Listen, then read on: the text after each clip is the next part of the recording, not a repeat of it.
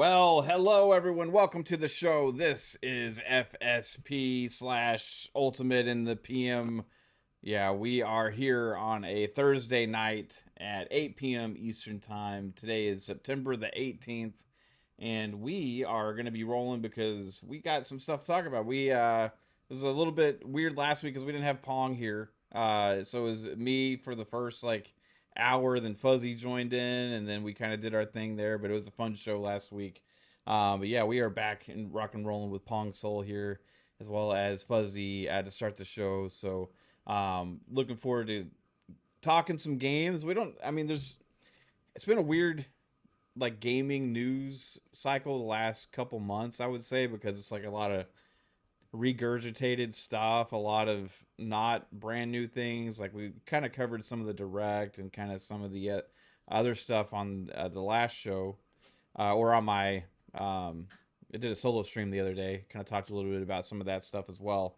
But yeah, it hasn't been like a lot of oh my god, this crazy exciting news and stuff to talk about with gaming. So it's interesting to kind of try and think of things to come up with to talk about on weeks like this. But it is awesome to have everybody here in the chat, and also awesome to have my brothers here to talk about it with me.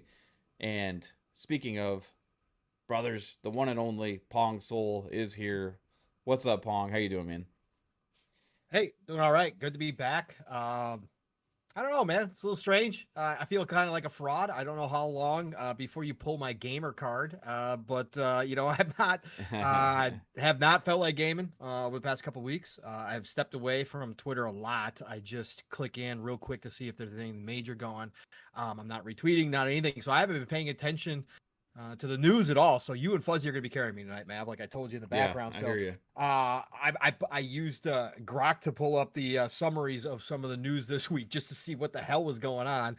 And gaming wise, yeah, it hasn't been a whole lot. I can tell you this: I did try Skate, and I think, Mav, I think I did see you post something about it too. Yeah. Yeah, I did try Skate. This is a weird one for me. I will say this. I really enjoy the new control scheme, and I don't know how you felt about the control scheme, Mav, Yeah. but I really enjoy the control scheme. To pull off tricks, the old Skate could be frustrating at times, and you can use the older controls. You can use a more difficult controller setup as well. They've got options in here, but I just went with the new one that's kind of just for everybody, but it works really well. And I gotta say, it feels pretty damn good to be able to hop into a Skate game. And I haven't played Skate in a lot of years like that. I had told you guys when I jumped into Tony Hawk again to try that out, I was lost. I was like, holy shit, I couldn't land tricks. I was like, oh my god, this is like, wow, where have I been? Felt like I had two left hands going. But for Skate, it didn't take me long, man. I was sitting there rolling around, just pulling off tricks, grinding. Like, I was like, yo, this is kind of freaking fun. So I gotta say, that was a bright spot. The control scheme was a bright spot. One of the ugliest character creators of all time. I don't know why we have ugly characters when you have when you're a third person game. It like really matters. Like, again, you can get away with it when you're a first person game and you don't see your character too often. Like, fine. But man, when you're a third person, oh, man, these character models are ugly as shit. Anyways, that was a negative. And I felt like this is a hard one because, again, you're not going to capture the old moments from old games all the time. This in 2025 and beyond, it's just not going to happen. Very few studios are going to be able to do it, especially when you're, creating a monetized open world type game. It's no longer like, the single player or just classic multiplayer type game. You're giving this an MMO treatment. It feels kind of soulless in the world. And I'm not, there was a lot of people playing, which was good to see. So I was coming across groups of people skating and that kind of stuff. But the world itself just didn't pop to me, right? Now again, I didn't play for an extended amount of time, so don't get me wrong, I didn't see like all the areas or anything like that, but it just felt kind of soulless to me. And obviously the monetization is pretty standard EA I mean, it's what you would expect from EA. So I'm not overly, I'm never going Yeah. to be critical about that because it is optional, right? But they're charging a lot for skins. I mean, it's no joke. But with the character models, that's probably why they made the character models ugly. So you would want to go buy the skins and the outfits so you can cover them up. Mm-hmm. Like I think there's a death one already out where your character's fully looking like the Grim Reaper. I would definitely buy that one for my character. So, no, I actually, again, the most important part, I guess, about the skateboarding aspect, really enjoyed it. Really, really actually liked what I was playing. Felt good after a very short period of time. So I got to give them props for that. Because at first I didn't know how it was going to be. Because again, the old skate games could be pretty damn challenging, man. But Yeah. this one felt really, really nice. And then I guess the other game I could talk about that's dropped in the Game Pass was Roadcraft. I popped in Roadcraft. Listen, these games, they're popular as hell. Nobody admits that they play them, or the streamers that play them that get crowds because people love to watch people do this kind of stuff. I always have had a fascination with these games, but I've never sunk the time into these types of games, like any of these games, like the trucker games or anything like that. But I still think they're cool as shit. And this one dropped in the Game Pass, so I had to try it out. And of course, Roadcraft is, you got to build roads and you got to do all this shit, but you also have to manage like the whole operation. And they've got a ton of difficulty stuff in there that you can pick and choose from, as most of their games do, of how much control you want to have. Like if you really want to go sim, you can go, you got to monitor your fuel and all that kind of stuff, right? Well, I turned off that shit, but you still have to. I was running through the tutorial. But you got to set up, pathways, routes for your trucks once you open up a base to go pick up more supplies to be able to do things. Like there's exploration involved because the map, has fog of war over it. So you got to kind of figure out your path.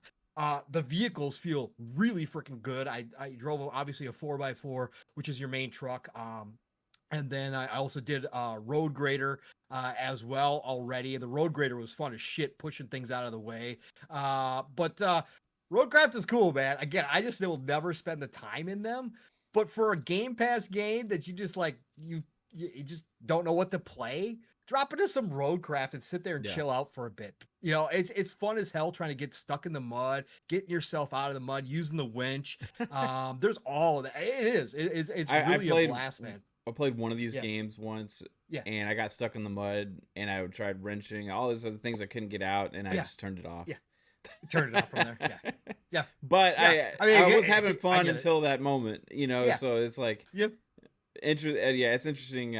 It's definitely one of the genres that I can understand why people can get sucked into. Absolutely. it. Absolutely. Yeah, speaking of skate as well, like you'd mentioned, I tweeted about it, like, because like I loved skate. Like I've always liked the Tony Hawk games. I've always liked the skate games back in the day. In fact, the skate games, like the kind of the open world city thing they had, where you would try and, like have, well, here's this one staircase.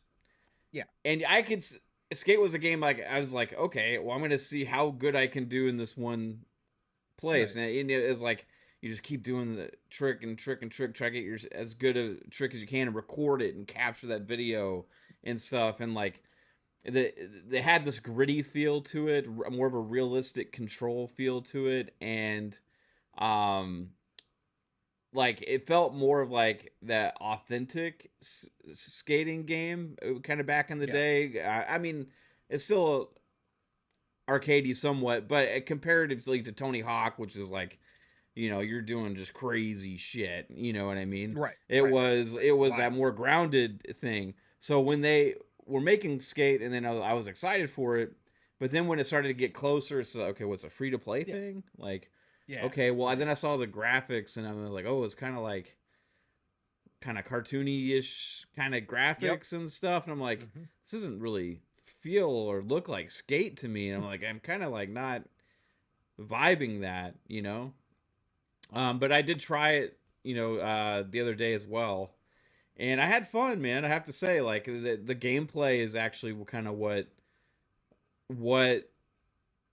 stands out, and that's the most important thing, I would say. And it does have a good world, and it does feel kind of like bland a little bit with style and things, Right. like I think it's part of the graphic style that add to that, because it's like missing that grit to the world. Instead it's just kind of this bland cartoonish looking city.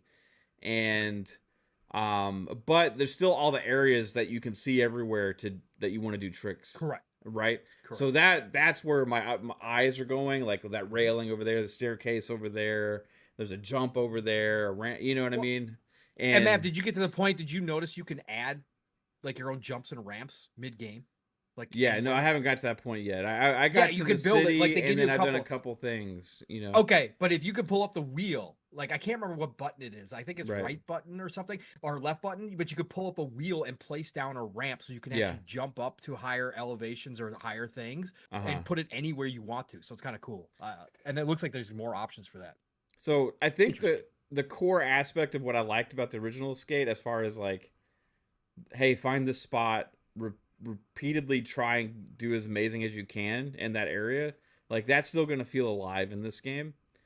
I'm still not crazy about the art style and stuff. I think Right. they went with that direction purely for the cosmetic aspect of the skins and things like that, because like I like you Yeah. you like you're talking about, hey, there's already a Grim Yeah. Reaper skin and all this Yeah. stuff. Right. If you have a gritty realistic world, that's going to kind of look really like it feels out of place in Call of Duty a little bit, even though Call of Duty's arcadey, it still has more of a Sure. little bit more realistic graphics. So when you see like a cartoon fucking character running around, it like stands Right. out. Like, why is this Homer Simpson looking motherfucker running around in Call of Duty? So Right. I feel like it would be really weird, out of place, and a gritty, realistic skate looking game to have that. And I think over time we're just going to see crazy shit in Skate. You know what I Yeah. mean? For sure. But overall, the gameplay was fun, and I could see myself Correct. going back into it because the game actually feels really solid to play. Right? Yeah. Tutorial was pretty quick, but also like let you know how to do stuff, and they made it simple, and it was pretty easy to pull off everything. It wasn't overcomplicated. So Nope. yeah, Skate's interesting, man. It's one I'll just kind of. I don't think it's going to be one I get sucked into, but it's going to be one that I think I'll hop back in and out of occasionally over time if it lasts. But it seems like it has a pretty good start for being an early access for a skating game. So, but yeah, hey, what's up, Fuzz? How you doing? Doing great. Glad to be here with you guys. Been not gaming as much as I'd probably like, but still a lot of Silk on. Hopped into the division for a bit. They did a recent update where I guess the Pact now has it where if you keep attacking certain enemies, they'll team up with other factions, and you have like a certain amount of time to clear out like a section of control points, which it's pretty cool in the sense you get a lot of different drops or a lot better drops than you do in the normal open world, because they'll send like a hit squad after you that, even though they don't have like realistic names or names like you would normally see named bosses, but it'll say hit squad, sniper, or hit squad, rocket launcher guy. But because they have a name, they're dropping greens and named items and things like that. So it's a cool way to kind of beat the clock and clear out all the control points in a section kind of thing. So it's a nice new mode. Only tried it on challenging, and it does ramp up a bit more than like what you would see. There's points where it can get kind of like heroic, but I'm halfway tempted to try it on heroic with my shield build, but I have a feeling it'll be overwhelming to do it solo. So I gotta convince Blam and a few other people to kind of run through it with us or something like that. But yeah, it's a nice change. Still looking forward to them doing that survival 2.0 for the DC area where it's got snow and things like that. But in the meantime, this will be a nice holdover kind of deal. Nice, man. But biggest thing as far as gaming that's caught my attention, finally got to see some more footage of NASCAR 25, made by the Racing Group, which used to be the group that worked for Sierra and Papyrus, that made my favorite racing game, NASCAR 2003. So yeah, looking forward to it. I think it's what September or no, October 14th. I think is when it releases or something, and it's going to be a little bit later for PC. Yeah. I hate to say it, I'm probably going to double dip because I definitely want it on PC so I can change paint schemes and stuff like that. But yeah, I'm probably going to pick it up on Xbox because Nice. already got the wheel. I just got to get it all set up and stuff.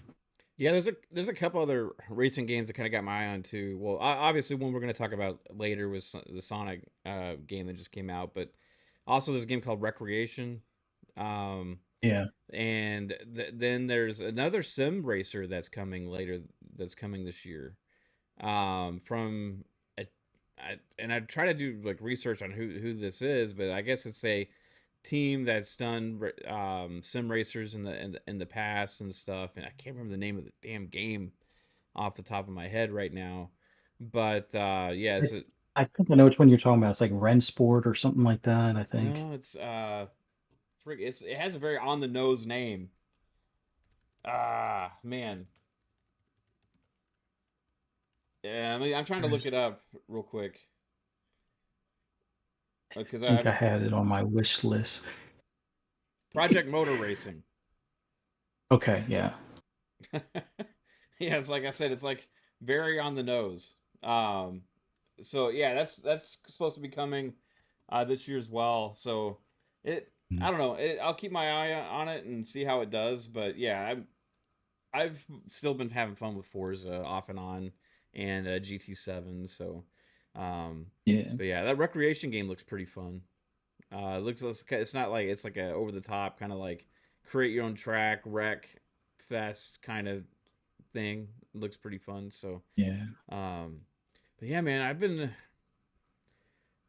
I can't shake my sports gaming addiction right now. Like there's so many games, like Dying Light just came out. I want to get it. Yeah. You know, I want to get Mafia. I want to get Borderlands 4.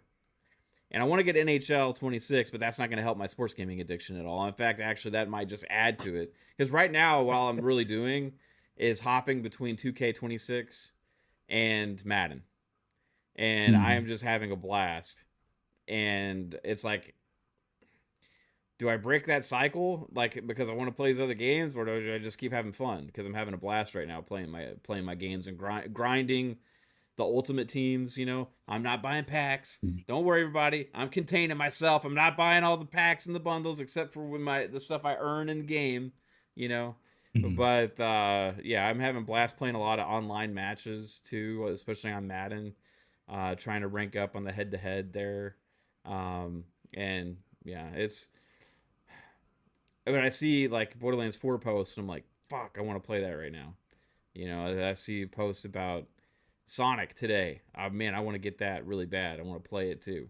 You know, so it's kind of adding to my list of games that I have put on the back burner, and that back burner list is massive. I actually thought about doing a back catalog show with you guys at some point, just about this past generation.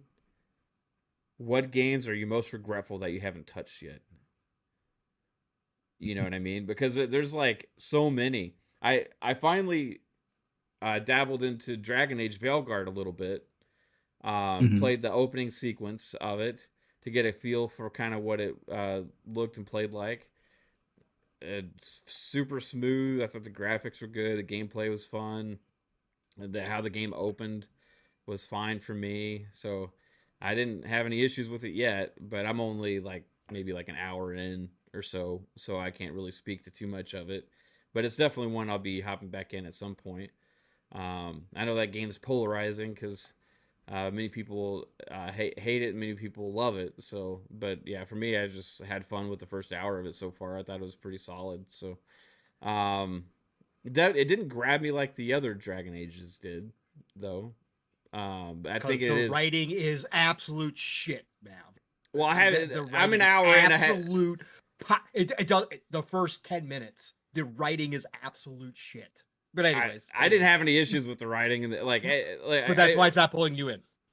Right, but like as far as like as the story goes, I thought it was fine. But like it was, I think it was more so like the fact that it is so much more action oriented and like linear progressing me along for that opening segment that felt a little bit that doesn't really more change. yeah, that felt a little bit less like appealing in some ways. But for what I played, for what it was, I thought it was really fun, you know.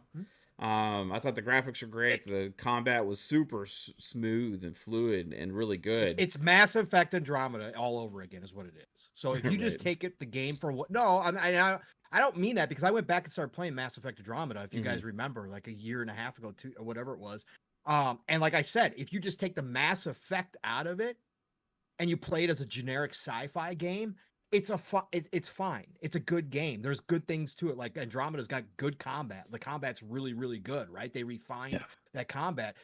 So there's lots of good points to it. This is the exact, in my opinion, I can't speak for everybody, obviously. I'm just saying, in my opinion, this is the exact same thing, except that the writing is even more horrible than Andromeda to me, and it's so jarring that it's like I can't, like, I have to skip everything to even try to attempt to play it. But I think that's where the comparison is. That's what it's both BioWare, right? It's just BioWare. That's where they're at right now, unfortunately. But anyways, I hope you enjoy it, because like you said, there was a portion of people that enjoyed it.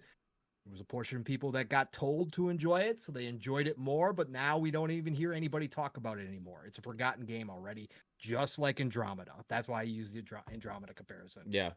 It's interesting, you know. Yeah, it's combat's cool and stuff. It you know, you and I both like the turn-based stuff more, so it is different going to that action-based. But like you said, it is smooth. I mean, there's, you know, I sit here, it's a buggy mess. It's not a buggy mess by any stretch of the imagination. It's a smooth game, and the combat does, you know, if you were looking for action, that's what it's got for you, for sure.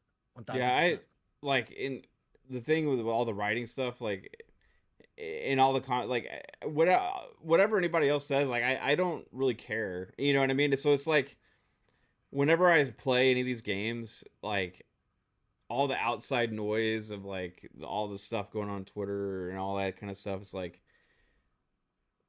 I just play it, and just like how I feel about it is how I feel about it. And for me, like, I didn't notice anything about the writing that was like, oh, that's bad or off-putting or anything like that to me so far. Like, but like, I'm not the harshest critic on movies either. You know what I mean? Like, I like popcorn movies, you know? Oh, I know you like, you love Solo, so I get it.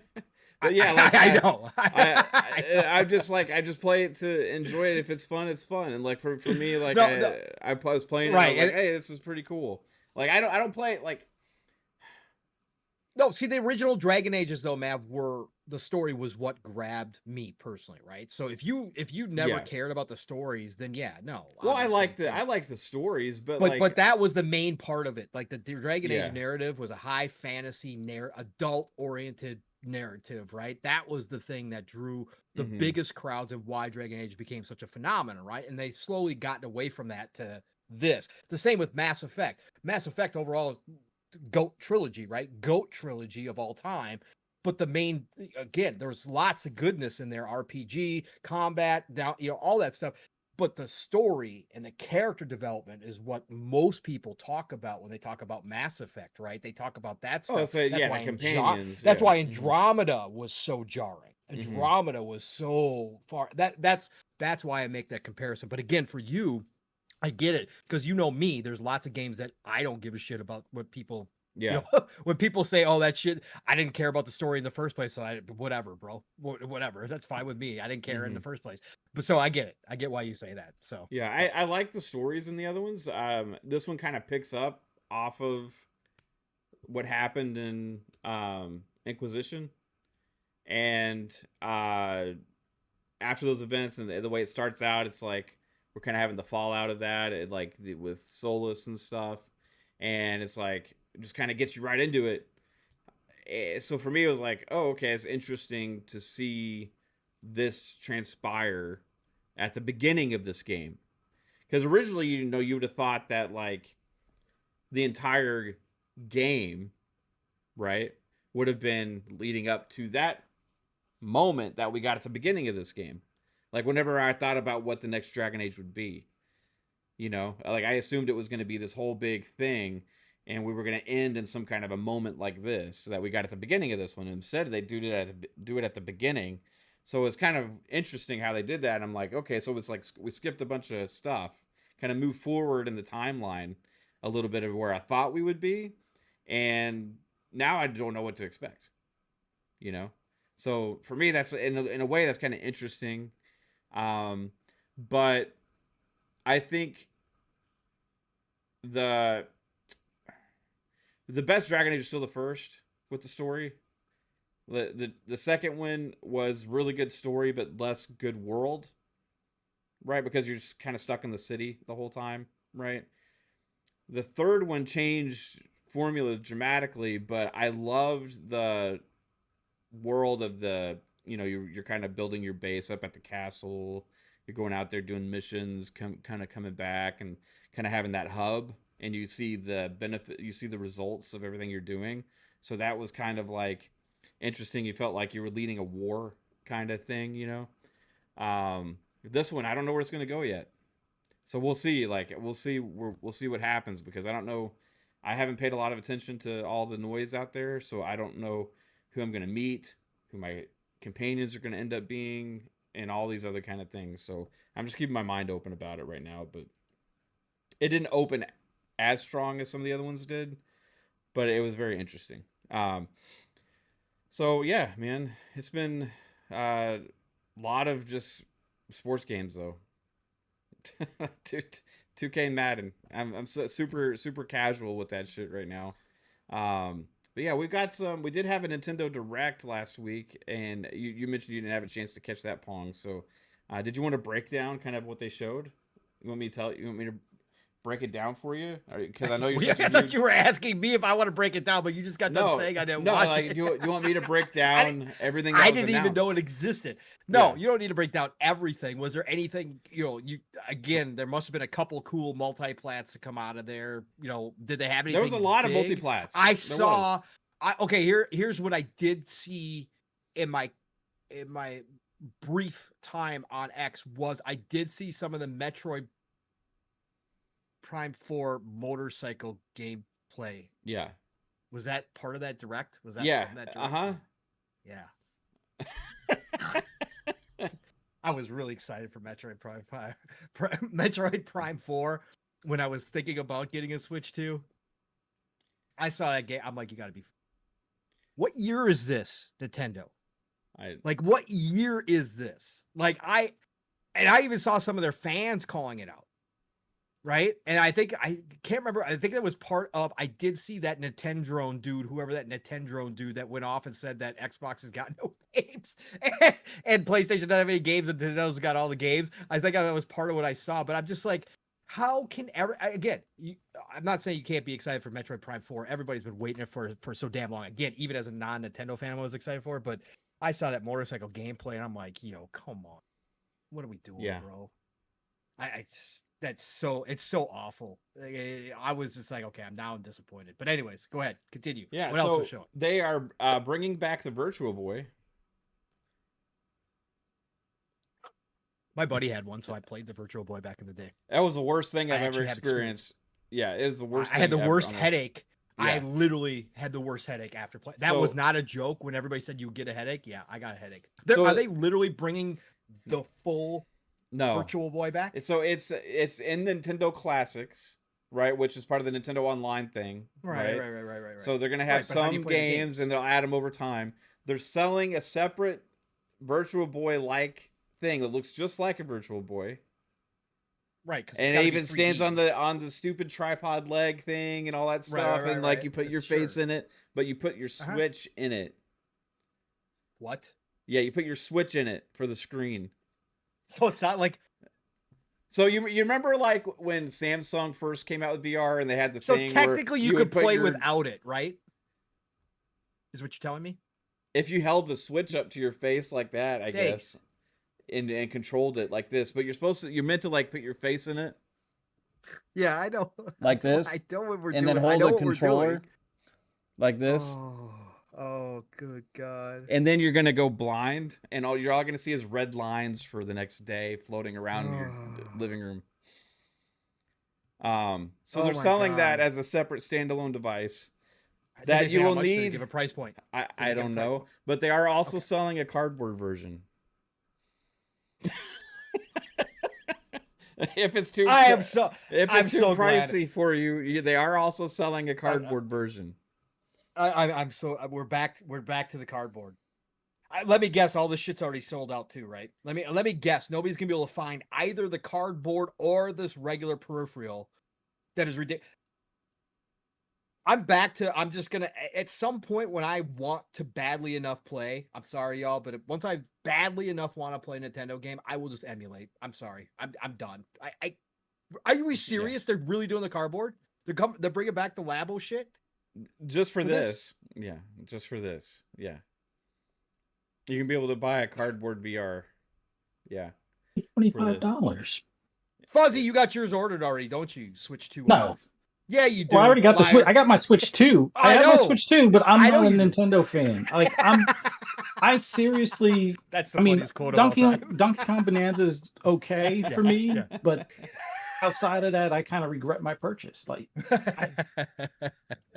I really wish they would just put, Mario Brothers, Super Mario Brothers, Mario Brothers 2, and Mario Brothers World or Mario Brothers World 3 or whatever. Put those where I can buy them. I don't have to do the subscription thing. Yeah. I know it's ironic. I do the whole Game Pass subscription, but I just want to own the game so I can play it on my Switch without having to use or do the online thing. Like, aren't there yes, a the whole lot of online's other only collections they could be bringing instead of Virtual Boy? Don't they still have like a whole lot of collections they haven't brought? Or Yes, but I'll get into that. So yes, but instead they're choosing to do some other things. Virtual Boy. And so $100 cardboard for the main version and $30 for the cardboard is what Isaac Hayes says in the chat. $30 for the freaking card. $100 to drop your Switch 2 into it. Yes. Yeah. Congrats, y'all. Keep supporting Nintendo. Keep supporting Nintendo. It's fantastic, man. And they'll just keep getting patents that ruin the industry. Just keep doing it. So speaking of other collections that they could have put in the Switch Online thing. What else we got? Instead of putting them in the Switch Online thing, they're selling again Mario Galaxy 1 and 2 as a collection. Or actually, no, are they $50 a piece? Or is it a collection for it's $50 a piece? Are these redone at all? It says improved UI. Okay. The choice to play with button and stick or motion controls. Huge. An in-game music player and enhanced resolution. On Switch 2, a free update will bring that resolution up to 4K. Okay, so that wait. So they're charging you for the rest, but they're saying they're giving you the resolution boost for free. Is that what we're doing here? On Switch 2, yeah. Right. It's free. They are selling them together as a bundle for $69. Oh, but was this a previous bundle? Was this offered on Switch 1? Was this a bundle, like a Switch 1 bundle, and they're just doing some enhancements for Switch 2? Is that what this is? That's what this sounds like. No, this is new. It's to celebrate the 40th anniversary of Mario. Okay. And with that, they announced a Super Mario Galaxy movie. Oh, okay. Well, that makes sense. Obviously, we knew we were getting more Mario. Yeah. So that's fine. That makes sense. Yeah, go make $3 billion off of that. That's whatever. They also announced new attractions at the Mario theme park. It's important.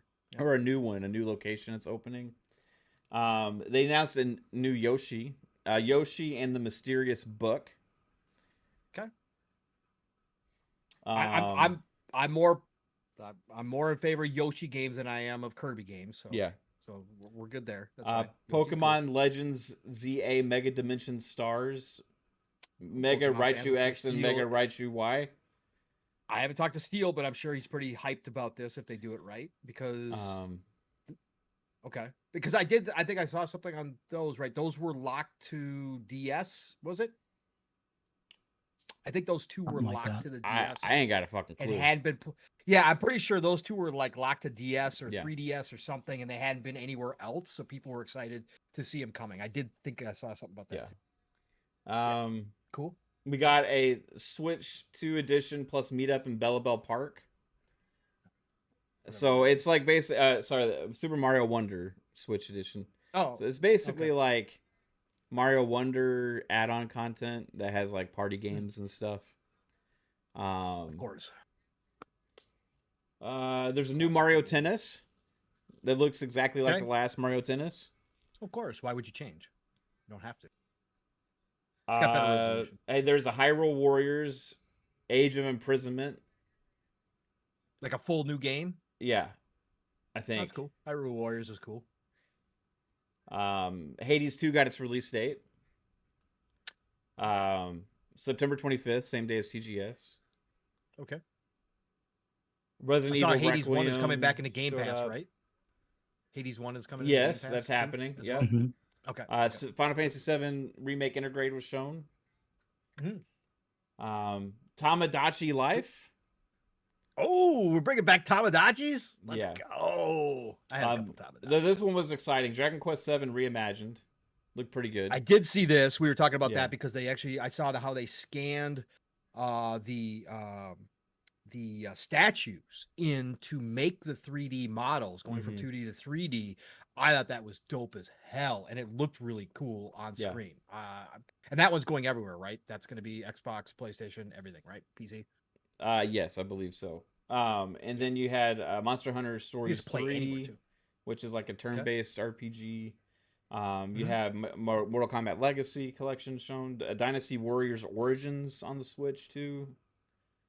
So some third party. Okay. Yeah, Fatal Frame 2, Power Watch Simulator 2, Danganronpa 2x2, a new version of Danganronpa 2 for the Switch. Really? Coming everywhere or just a Switch version? It's like a new version, like they've redone. It's some stuff? 2x2. Yeah, I don't know. It's a new version of Danganronpa 2. Then I imagine they'll resell it again. That's dope. I love Danganronpa. Yeah. More people should play Danganronpa games. Yeah. I think that's about That was it. And then Metroid 4 Prime stuff. Yeah, Metroid Prime 4. Yeah. Yep. Okay. Which, I don't know. There was. I said, I'll get into this in a minute. Hey, Steel, what's up, dude? Oh, what's going on? Uh-oh, my former partner's here. What's going on? Is this going to be like where we have a little mini living split screen sesh? You guys might have to go away so we can make out a little bit. Nah. Hey, yo. Come on, Steel. It's about time to get naked, isn't it? Come on, man. Get that. Nah. I heard you guys giving Nintendo some smoke. Well, Pong was more so giving Nintendo some smoke, and Matt was just running through everything that they got going on, and I felt compelled. So, was I right about the Pokemon? Steel, were those locked to like the DS or something? Yeah, those are older Pokemon games. I don't have any interest in those. Okay. But yeah. Oh, okay. I thought for sure you would. No. So, are you anti-smoke for Nintendo, or are you pro-smoke for Nintendo? Oh no, I'm pro all the freaking smoke. I'm at the point with Nintendo.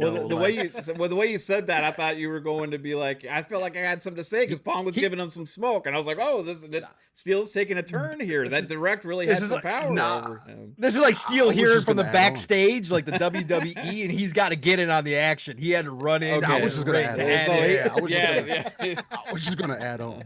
Yeah, he's like the manager that's like, oh shit, I'm come out here. He brought the chair into the ring. We weren't doing enough damage. He had to come in with the chair. Nah, man. The mediocrity that Nintendo is allowed to get away with is just absolutely hilarious to me. But still, they're the only ones with games, issues, bro. Well, you were mentioning the bike with Metroid. Yeah. Well, why are we continuously showing things that are not performing well and do not look as they should? Like you had made the point, Mav, in your most recent Mavcast, talking about, like I played Halo back in the day. Like, what are we doing? So it's just I may have went a little off the rails during that Mavcast, and I may have said some things about Nintendo. Nah, it was appreciated. Well, it needs to be said. There was a guy that I never heard of him. I guess he's a super popular content creator. Somebody told me that after. Yeah. But he had that, heard, and then the Nintendo podcast, whatever, and he said like, He was like, every Nintendo's they got a game for every franchise in the first fucking year, and it's like Xbox has nothing. Right. And I'm like, what do you mean Xbox has nothing? Right. I was like, everybody could put out this shit if they looked like Nintendo's garbage kindergarten fucking bullshit. You know how long it takes for them to make those games? Probably 2 fucking weeks, man. They just shovel the same fucking shit, make them into a fucking elephant, and all of a sudden make it 4K. Like, here we go. Here's a new fucking Mario game. Like, come on. Are you serious? Like, if we actually had PlayStation and Xbox making shit like Nintendo fucking throws up onto our fucking laps, then it would be insane. Every year. Oh, it would be insane how many games they could shovel out. Like, because it's shit. It's kindergarten bullshit. Preschool. Except for Bayonetta. Bayonetta is not kindergarten, but or Fire Emblem. but again, that's another one of those, because I saw Kamiya come out again because people were like, oh, we need Bayonetta 2, and he was like, yo, y'all need to go yell at Nintendo about that. I have nothing to do with that. It's just again, it's just the hypocrisy that we see in the gaming industry where the conversations constantly go. Because I agree with you. I don't know what high what Magic Dragon the guy was smoking on or coming off of or whatever the case. He looked like he got a good bit in, but he had to be under a rock. But again, that you see this with Nintendo fans more than anything, where they legitimately, you want to talk about a true console warrior. I feel like Nintendo fans are that. Like, they are the epitome of what you would want out of a true console warrior. They got it. Nintendo is the Apple of the industry currently. I thought it was Sony. Nah, PlayStation. Nintendo has PlayStation beat at this point. Nintendo can sell you middle of the line hardware. Bro, the fact that we're getting these third parties on that device and they're talking about optimization being the issue. We're getting games, and we got Randy out here trying to tell us that people who have 5090s don't have good enough hardware to run their game. It's a premium piece of software for premium game. Like, bro, we are in complete destruction mode right now in the industry. It's insane. Cardboard's back on the table, like you guys were talking about. It's like, bro, what reality are we living in? What drives me crazy? Nintendo's. What drives me crazy, Steel, is people always act like this is what Nintendo's always been.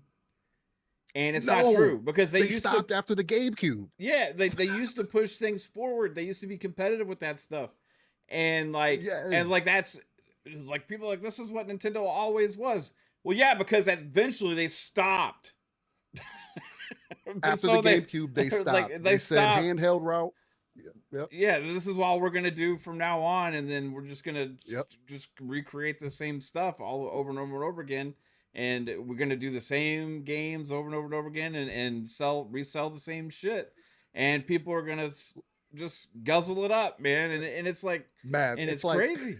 It's like the Wii hurt them that bad that they said, you know what, we're not even going to do a traditional console anymore. We're just going to do whatever we want. Yeah, it was like middle of the line hardware. They were like, oh shit, making good like games is hard. We're just going to make this other stuff, And the crazy thing, all this stuff comes out all the time, and all the arguments against Xbox and like the Series S holding back gaming and stuff.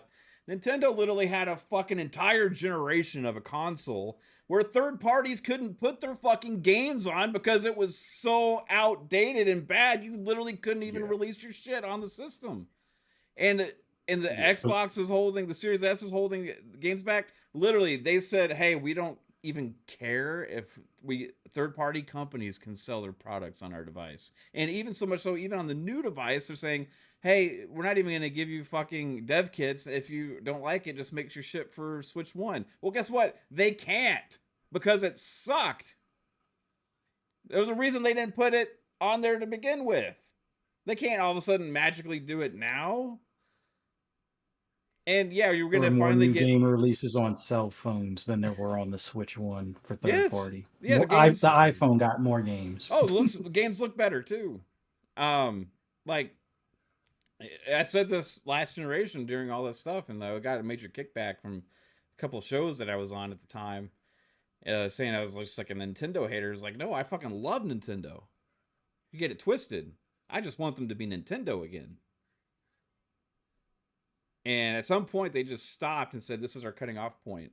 Like, and we need to be as profitable on everything that we sell as possible, and we need to figure out how to manage to package this stuff up to the fans and make them think it's better than everything else. And I think it has to do with their presentation, how they talk about their products, how they go after people that talk about their products, how they go after content that's made, the mods, all that stuff. They try and make themselves seem special, to the point where it's like, oh my god, I have to have this thing, but it's all nostalgia, man. It's like they're selling nostalgia. Like, it makes you feel warm and fuzzy, like it's like you're a kid, and it's like, at some point, I think, like, maybe at some point people will wake up to it, but I don't know. Like, the Sonic Crossworlds game, right? Multi-plat. It's like, if for the people that have played it, I've seen a lot of people like, this is way better than Mario Kart, right? I liked the other Sonic racing games better than the past Mario Karts, personally. I do feel like Sonic Crossworlds, like, may have missed the mark a little bit with hitting the $70 price tag. And I almost feel like they did it like, hey, we're just as good as Mario Kart. If we come out with a price that's less, people are going to see us less than. So it's like they wanted to, like, we're going to put $70 up there just so that we can, like, hey, this is a premium experience, just like Mario Kart. When both of those games should be like fucking $20, just to be honest, But I heard somebody put the perspective that if Nintendo was put into comparison with Xbox and PlayStation, they would be the lowest barrier of entry in the hardcore gaming market, right? Let's just say, hey, everything is even. They would be the lowest denominator on the totem pole. And I think if they released, and they were saying that if they released their games everywhere, that people would start looking at that hardware differently. That was me on my Mavcast the other day. Okay, yeah, that was you. Yeah. So yeah, that was like, I feel like I was like, damn, I remember somebody said, but yeah. If they literally released their stuff everywhere, everybody would look at their. They would have to judge them accordingly. It wouldn't be the same. Yeah, they would have, because 100%. There's no value in the actual hardware itself because it sucks. So, like, the only thing that makes it worth having is the fact that their games are only on that, and the warm and fuzzy feeling you get from playing Nintendo games. So, like, if you made those games everywhere, the lowest common denominator would be the Switch. I mean, Series S would blow it out of the fucking water. So it's like, at that point, it's like, what is, like, they can't, because they'll be judged accordingly, and they would,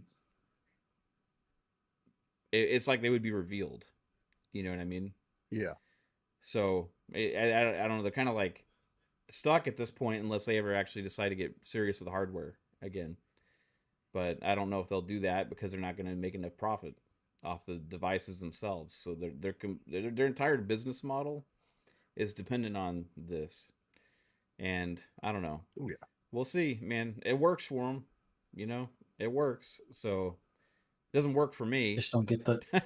I just don't get that they don't get the pushback of, they just released a device that's on the level of the PS4, maybe PS4 Pro, and we're about to leave the Series console and the PS5 behind for the next generation in like a year or two. Like, I don't know. It feels like, if anything, they're not really contributing to gaming in the way that they probably could, just for the fact that their hardware is that far behind. And then they made a big to-do about going after those that were doing the emulation stuff, which a lot of those people own the Switch, and they're like, this looks like crap. Let me see if I can, play it on my Steam Deck or play it on my ROG Ally. Oh, it looks a lot better and it runs smoother. It's 60 frames instead of 22 frames. But, they have to go after that because they left that money on the table and they want to protect their intellectual property, and as opposed to just making a device that can do the same, or release it on PC and then watch people buy it, but then people won't buy their hardware. And that's, I guess, where they're afraid that they would lose out. Yeah. And they're like patents shit, man. Like, y'all saw that they were granted a patent for summons. Yeah. Yeah, supposedly it's a little bit more complicated than that, but like it's the principle, it's the principality of it. Like at what point is do is enough and enough? And I've heard people like Addict, for example, always reference the Nemesis system from WB, but that's so different than anything else. Like, yes, that is also frustrating because we do want to see that implemented in other games, but at the same time, they did create that. Nobody else made that previously before them. It didn't exist the way that they did it before then. So it's like I can understand you patenting that and saying, hey, if you want it, you will license it out or whatever the case. But when you're talking about summoning things, like there's just so many things that Pokemon is not an original game, bro. There were games that were doing this, similar things to Pokemon before it released. It's not like at what point is enough of enough, and at what point do you also like start putting heads on spikes and saying, yo, like what are we doing? And stop showing support for that. But Yeah. it's crazy. You're gonna say something about the patent, Pong? I saw you shaking your head. Oh, I mean, I've spoken out about this since they started against Pal World. I was on every one of our shows yelling about this, that the industry, the big players in the industry should be standing up. Yeah. And fighting against Nintendo and telling Nintendo to knock it the fuck off. I mean, again, I said this from the beginning. Both Xbox and PlayStation should be at the forefront of this, but all the major third-party publishers should be telling Nintendo to absolutely stop this.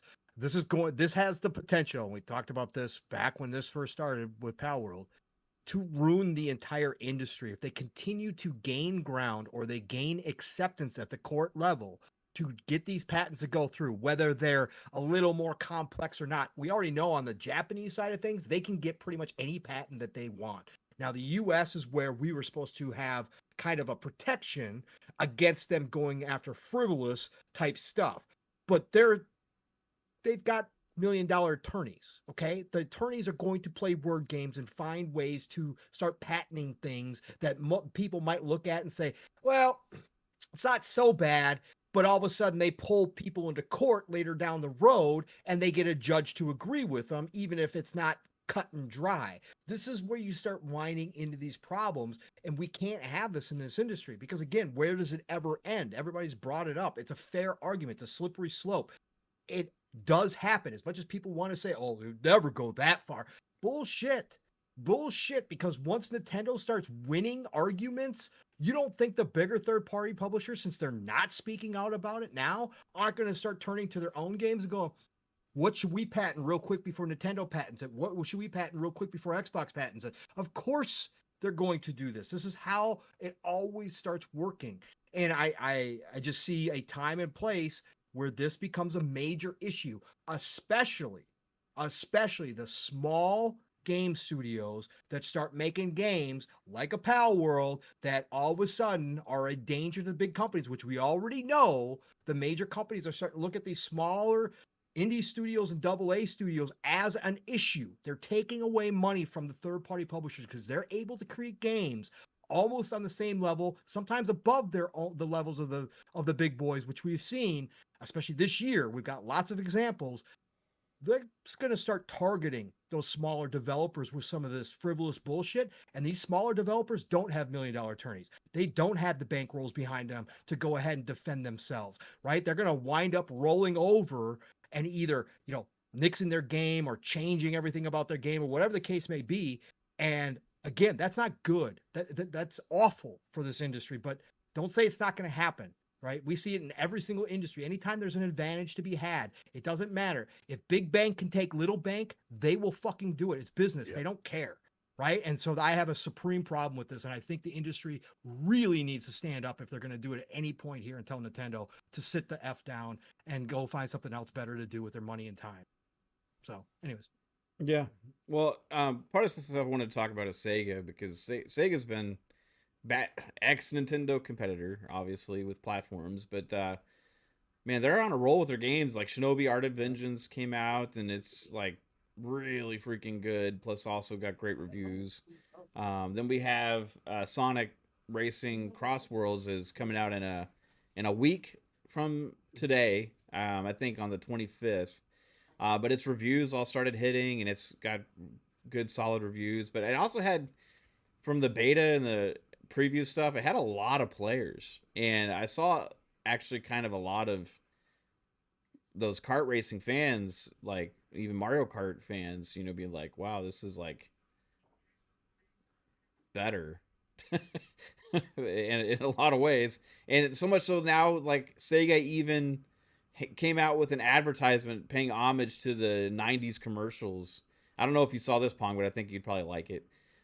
They had an old school Sonic or Sega commercial that had like a drag funny car, and it had like it was like Sega, and it had like Nintendo on the back on like the screen of like showing like all hunky dory like Nintendo shit, and it's like, but this is Sega, and it got the shades, and it's like all cool. Like, they brought that commercial back for Sonic Racing Crossworld, and brought it up to new age times with where they presented it and stuff. But taking a dig at Mario Kart 1-to-1, so being like, hey, this like Mario Kart is old school slow, this is the new fast shit, Right. And it was like that whole Sega commercial feeling from back in the day when they took digs at Nintendo all the time. I'll have to go look. Yeah, so that was on. I'll share it with you on Twitter. But Cool. yeah, the Sega seems like they got this attitude back a little bit recently, and it's with the releases. I mean, let's think about this. Like, there's a fucking Yakuza game every fucking year. You know what I mean? Like a Dragon or whatever. It seems like they're bringing back Virtua Fighter. They have the whole other spin-off from Yakuza as well that's coming out. Taking advantage of the new engine that they had showed. They have the whole nostalgia revitalization of games that we're seeing. Now they got a super popular kart racer going with Sonic Crossworld, and probably a new Persona is going to get announced at some point soon. They're doing games like Metaphor ReFantazio from Atlas last year. Like, there's rumors of a new Skies of Arcadia that's going to get announced at some point, or a remake or something like that. Like, it seems like, in a way, even without Sega having its own console or platform, I feel like in a way, like, the old school Sega is somehow being reborn and revitalized right now. And even with the attitude and the spirit of that commercial, anybody else noticing this?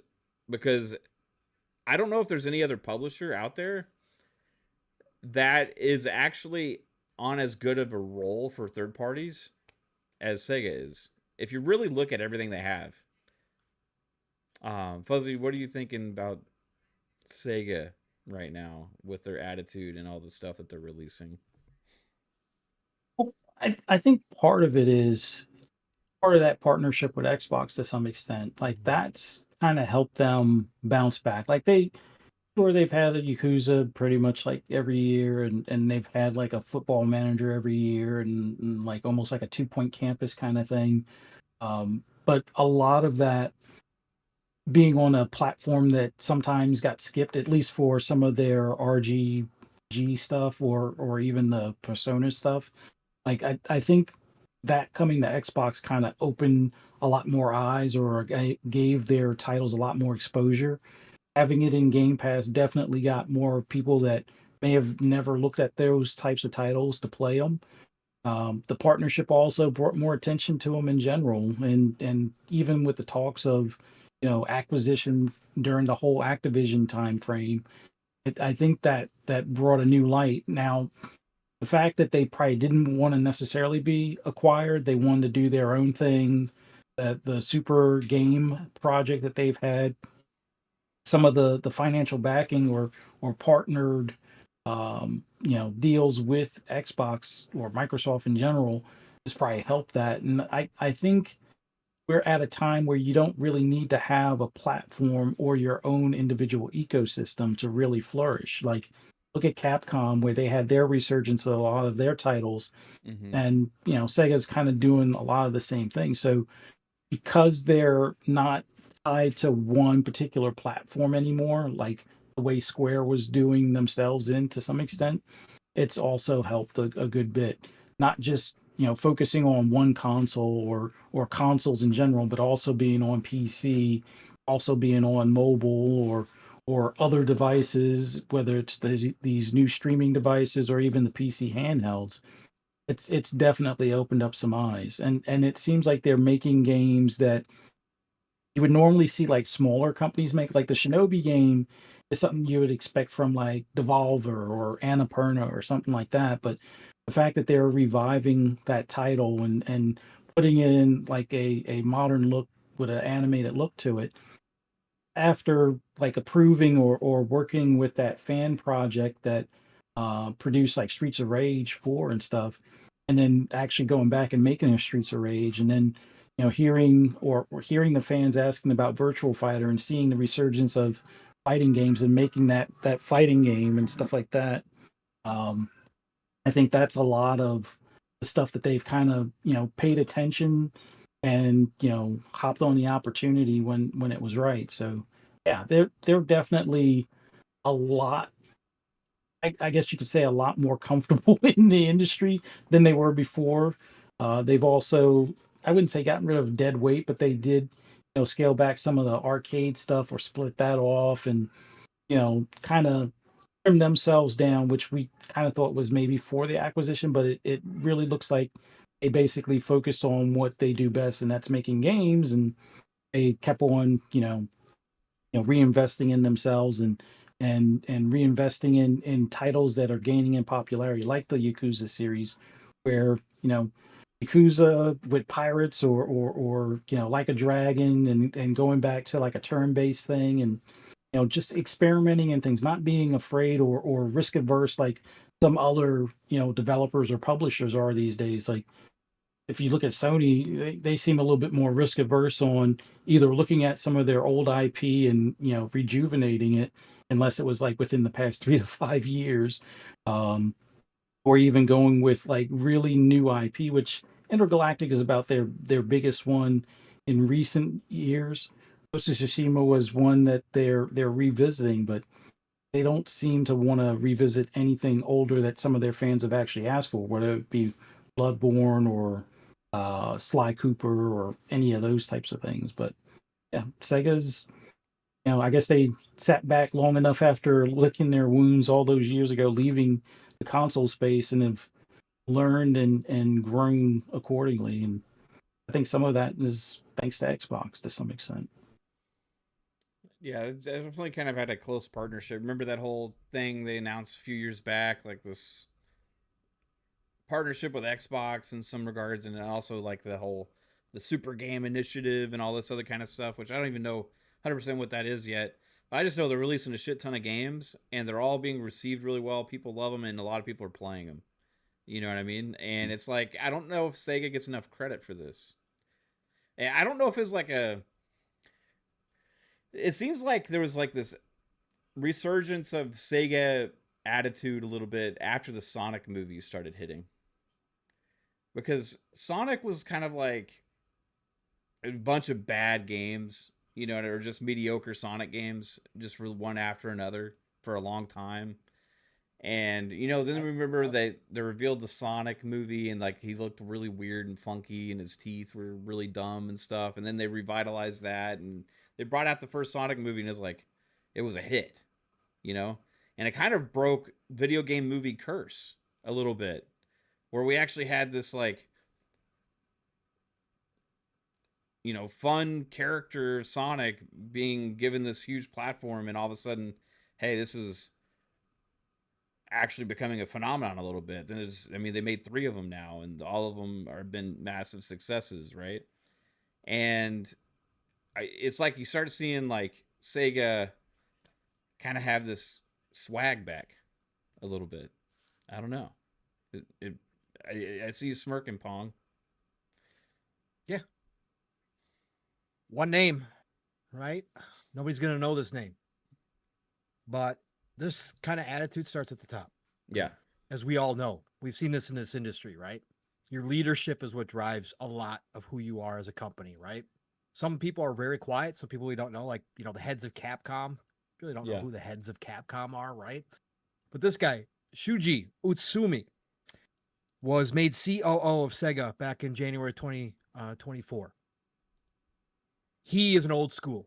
He's an OG. He helped launch PlayStation 1 in America. He helped launch the Dreamcast in the regions outside of Japan. This guy has been around and seen everything. He went over to Disney Interactive and was one of the major reasons why Kingdom Hearts became as popular as it did there. This guy knows what he's doing. This guy comes with the OG swag. He's the guy who talked about them revitalizing their old franchises. He's the guy who laid down the idea that Sonic, what you were just talking about, Mav, with the success of the movie and then building a new game and revitalizing that franchise, that was going to be the blueprint they were going to use for all their franchises going forward. So this guy right here is the main reason why I think we are seeing this resurgence. And I think he's not a dummy at all. It's something that we also talked about a long time ago when we used to discuss Sega and what they were doing. They also have blueprints laid out by Capcom, and that's what they're doing. Like, Capcom has shown the way forward to come back from a terrible spot by using your old franchises and investing in new stuff, but using your old franchises first and going ahead and using what is popular, what is nostalgic, to bring back some of the glory and some of the fans. But you got to do it right. And to your point, Mav, right? I haven't seen the scores lately, but obviously, from what you guys are saying, the scores are good on the Sonic Racing. 80, 83, 84, something like that, which is great for that game like that. Which is great. And obviously with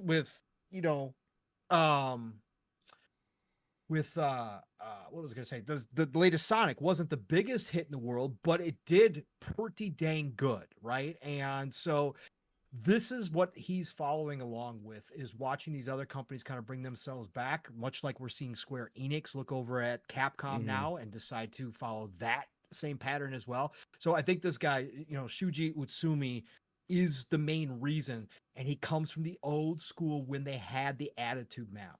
And I would not doubt that he is pushing that attitude as they put out some of their biggest franchises. Jet Set Radio's coming, Crazy Taxi's coming, like all this stuff that Sega is well known for. I think he's saying, you know what, let's go do what we used to do, and let's start talking up, right? Let's start talking big, because people appreciate bravado. Now you have to back it up or you look like a bunch of idiots. Yeah. But like you said, Mav, right now they're kind of backing it up. So I'm cool with this. Let's bring back a little bit of that attitude that we had back in the 90s.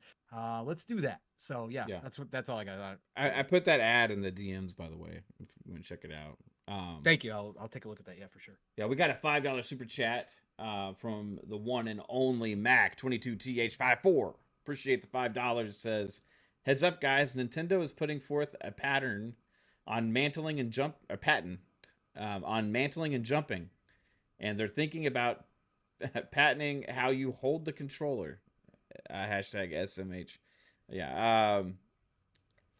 It wouldn't surprise me what they patent at this time. Like I said the other day, I'm gonna fucking go patent two pieces of meat, 2 pieces of cheese, and 2 buns, and selling it at a fucking window in a building. See how it goes. I'm just go after all the fucking fast food places. Man, you can get away with it. It seems like patenting whatever you want. I don't know. Steel, you had a chance to try Shinobi, Art of Vengeance, or have you been interested? No. Okay. No, I hadn't played it at all. Yeah, I got it. It's fucking really good, but I didn't know if that was one you'd be into or not. But yeah, you notice this. I probably would be, but yeah. You notice this Sega attitude resurgence a little bit with all their games releasing and hitting.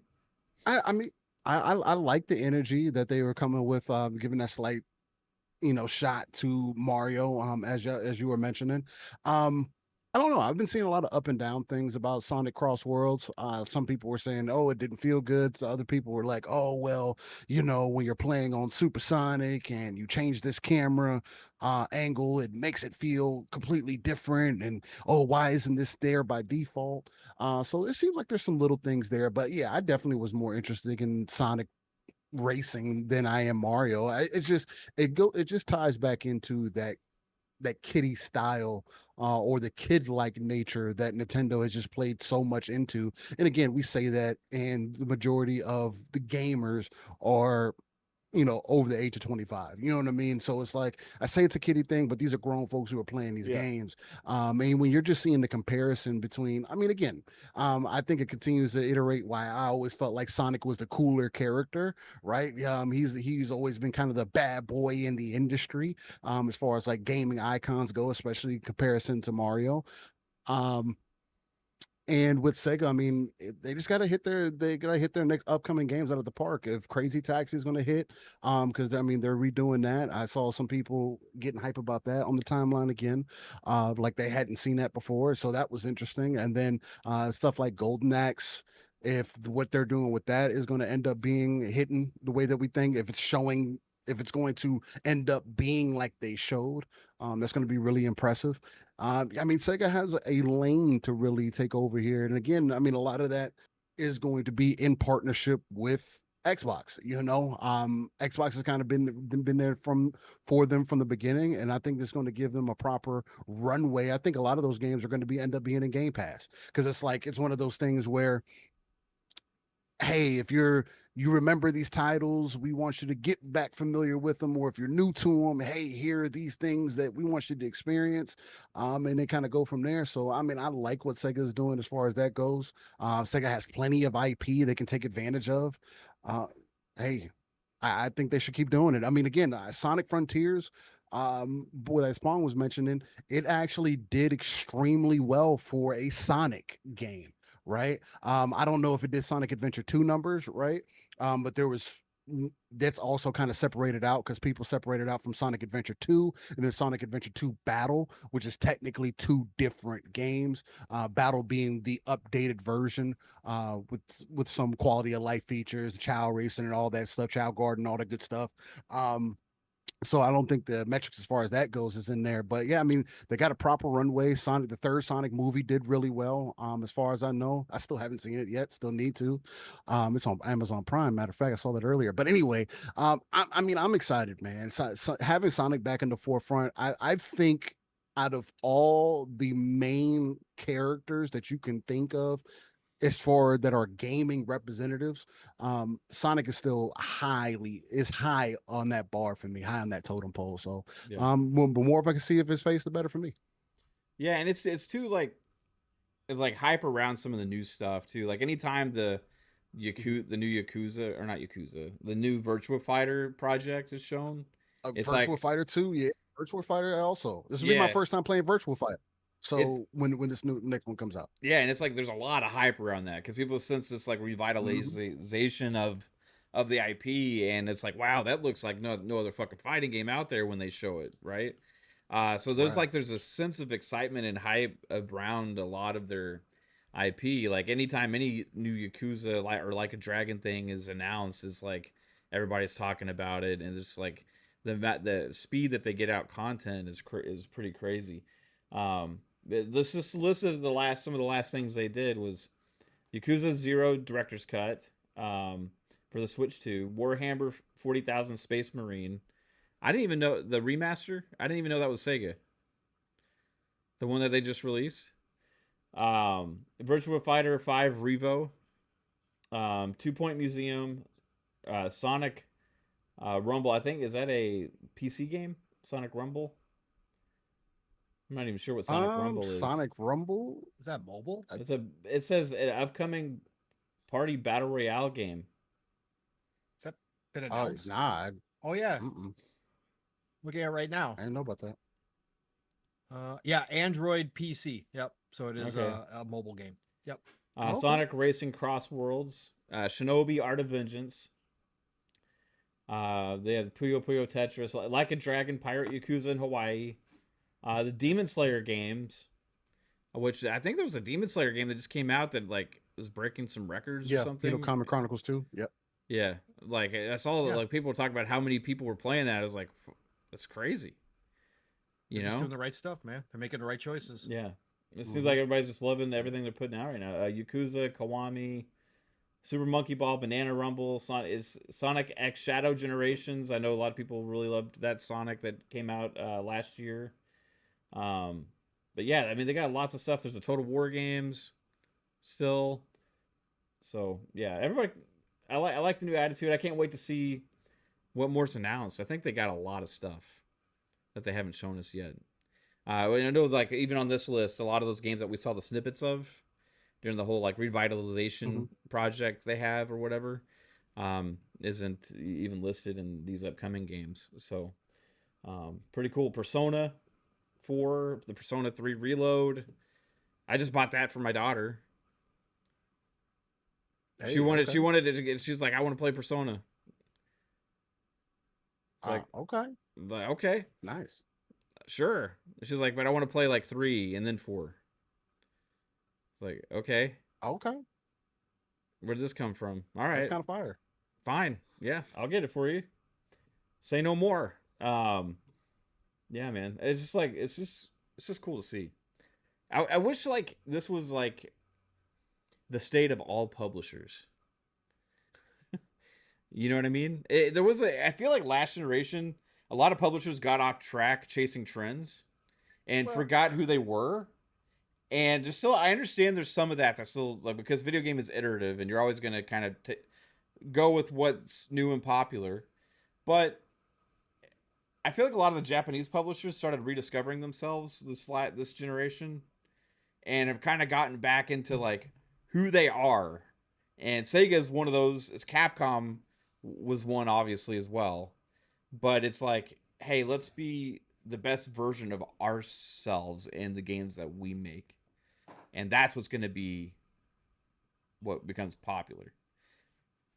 But I think we're starting to see that a little bit, Mav, even in the West, right? Yeah. Because that's why we're getting so many remakes and remasters. People are recognizing that that works if you do it right. Now, we've got mixed results. Not everything has been, cherry, or rosy. But I think the West is catching on to that as well. And there is an effort by a lot of different publishers and devs to revitalize some of the nostalgic games and bring them back to light because they have seen that in the East of what that can do because it doesn't cost you a huge amount. There's not a whole lot of risk involved in it, but you can make a killing at it. I mean, just look at the Oblivion remaster earlier this year that just absolutely crushed everything, right? Yeah. So I do think the West is starting to catch on, but I think that blueprint was obviously, again, I go back to Capcom. Capcom was at bankruptcy or selling to Xbox. They had the docs in front of them until they cut the deal for Street Fighter with PlayStation that got them a bag. They took that bag and turned it into Resident Evil 2 remake, which then that was such a massive success that it started fueling everything else. And then all of a sudden Capcom, as we now know, is back on top as one of the great Eastern publishers doing their thing, now creating new IP, trying new things, like back to the old Capcom again because of that one move. And I think the West saw that and have seen other developers or publishers catch on too with Square and all these kind of things. So I think it is coming this way. But yeah, it would be nice. It would be nice to see more, kind of really hone in and kind of use that same tactic, that same pattern to a greater degrray. I would love to see it. You know me, I love nostalgia. So yeah, it's like Square's starting to get on board with that now. Yes, huge. Yeah. Yep. Once they stop trying to piggyback or just do the deals with PlayStation all the time and stuff like that, shout out to BT Maverick 707 with the $5. Says 10 cents should file a patent for open world redhead robot dinosaur games with that patent judge Nintendo used. Yeah, you could patent anything, man. You could patent who's gonna be the first to patent fishing in video games? Let's fucking go. Because that was a video game at 10 out of 10. Let's go, man. Wearing armor. Imagine like wearing armor. Who's gonna patent RPG? Who's gonna patent the RPG aspect? Leveling up. Experience points. Yeah. Mine. Let's go. Can you Loot. imagine if Player Unknown Yeah. patented Battle Royale? Battle Royale completely 1000% locked everybody out. I'll bet Yeah. they wish they had. But they weren't the first ones. You don't think Randy it was, You don't think Randy's not skiing right now thinking of how he could go ahead and patent looter shooter and just call it a day? Just 100% wrap up looter shooter. Or how about like Diablo patent looter? Yeah. ARPG. Ours. Yeah. No isometric RPGs can be created because we developed that. Or Vampire Survivors patented their shit that we see a new game release like every fucking week, being iterative of that.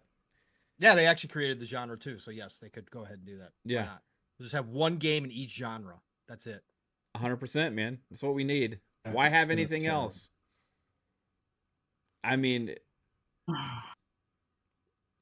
we have our platformers, Mario, and we have our fast platformer, Sonic. They could patent running at a certain speed in a platformer, or being an animal like humanoid creature. Imagine if that was patented. This is the kind of shit that they're patenting, though, guys. Like, it's crazy. Imagine if like Tecmo Super Bowl patented playing in a video game format with like a football.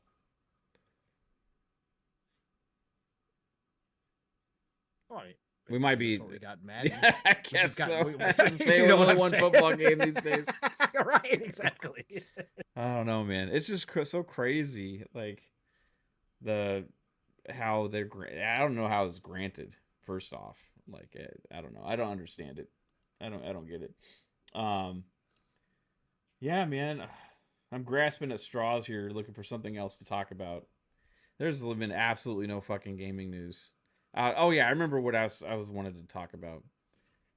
Randy Pitchford, Pong's favorite subject.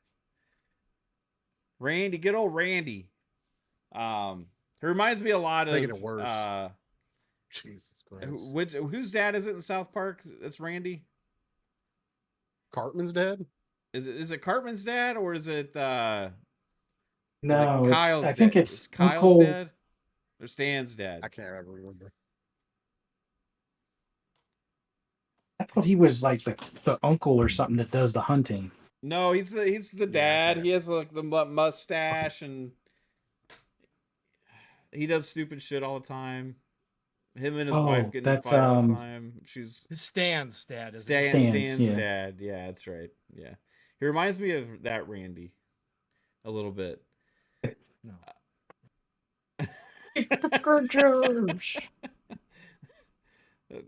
Like he just, I don't know, man. It's like watching. He reminds me of Randy Quaid. If you want to go with Randy, he reminds me of Randy Quaid he in actually- Vacation. He looks a little like Randy Quaid. Right. He looks And like a little personality Randy Quaid, but wise, he is a little bit like Yes. Randy. That's a good Randy. Who is Randy. Who is Randy Pitchford more like? Stan's dad, Randy, or Randy Quaid? Maybe he's a little mixture of both. Yeah, I don't know. he's Randy like Quaid's Randy good. Quaid's character from Christmas Vacation. Exactly. As I said, the Vacation movies. Yeah. That's what he reminds. You know, Randy Quaid Hey, Clark. had fled the country. Yes. Um, He's gone nuts. He went nuts for a while. yeah, he thought people were trying to kill him, so he claimed Oh, asylum in yeah. Canada. And it was also reportedly just for tax evasion, Sure. supposedly, but that's what he Yeah, yeah, claimed, you know. Yeah. But yeah, he's an interesting character. Yeah. So yeah, Cocaine Randy. He's been on a binge lately. His game now, he's a very passionate man about his products and his game. And he Steal. he really was excited Real to get passionate. Borderlands 4 out, and so much so that he wanted people to pay Mhm. whatever it costs to play it, because it's worth it if you're a real fan. Mm. Then the game came out, and it has some optimization issues on PC, apparently. Or, according to Randy, 1% has some real potential issue that's easily resolved by his own personal tech support online. So you can actually get good old Randy to help you out. Well, he will tell you to turn off the fog in the game that has no option to turn it off. Oh, he meant low. He meant low. I forgot. There's a story behind it. If you want me to go into that, no thanks, Randy. Yeah. No, we don't need to know your whole story about how there used to be the option to turn it off, and then you were like, oh, but then, dude, because of our amazing optimization, we're able to keep good performance with even on low, so we just decided not to. I don't care what you have to say. Borderlands 4 is not a graphically intensive game. Apparently it is. No, but the devs in a single player looter shooter have the right to aim for a 30 FPS. I heard that one too. That was nice. He's on a roll. I mean, I would say if it's like a low spec PC, that's not unreasonable. But like, you should just upgrade. Just upgrade. Or just get a refund. But here's the problem that people are having, right? Is the people that have the monster PCs are the ones having the most the issues, right? And that's why it's the 1%, because they're the ones that got the fucking 5090s, the 4080s, like, or more, you know, like the over $1,000 graphics cards, you know. And there's a lot of issues, crashes, you know, frame rate, wonky stuff. You know, you should be able to mention the locked FOV on consoles, which is like zoomed in to an extreme amount, which is always Steele's favorite. So, but, you know, Randy's passionate about his game. He believes in it. He doesn't like criticism, obviously. I think that is the most the thing about how you can see he's passionate about his game, and he's a little defensive, I guess you could say. He's gotten this way ever since they went back to 2K. Did you notice that? When he was with Embracer, he wasn't pulling this stuff. He was kooky Randy. But ever since he got picked back up by 2K and got a nice big fat paycheck again, all of a sudden it's let's go kill. Are you insinuating that he's able to buy a few more kilos and he's living high off of that right now? I'm not insinuating. I'm just saying, like, it kind of lines up, Mav. The man's got a little extra money in his bank account, and all of a sudden he's out here trashing consumers because his bank account doesn't matter at the end of the day. I'm just saying. I don't know. Like what you did there with the lines up. Yeah. There's a lot lining up right now in Pitchford's office. Fuzzy, what do you have to say about good old Randy and how he conducts himself towards the consumer of his products as executive of Gearbox? I think if I was somebody writing his checks over at 2K, I would tell him take a vacation from social media, or we're going to boot him from his company that we now own. Pure and simple. It's like either shut up or get out. If I get how he feels about the criticism, I totally get that. But if you want people to buy your product, the last thing you want to do is call them names. Or tell them, if you're a real fan, basically like what Sony did, get another job. It's worth it, kind of thing. Like when you say these things, the people that have already spent money with it or spent money on the product, and then you're like, oh yeah, just go get a refund from Steam. You see how that worked out for CD Projekt Red and how it hurt them with PlayStation. Sure, they were able to bounce back, but we don't know if they'll be able to bounce back, because I don't think they'll have that level of fan, forgiveness that CD Projekt Red did with Cyberpunk 2077. Like, I don't foresee Borderlands really getting that same type of fanfare or whatnot afterwards. So if people start returning it to the point where Gabe is like, well, I'm pulling it from the store because I'm tired of having to deal with 2K and Gearbox. Then maybe that will be the message for 2K or Zelnick to say, you know what, take a hike. You're no longer useful here, kind of thing.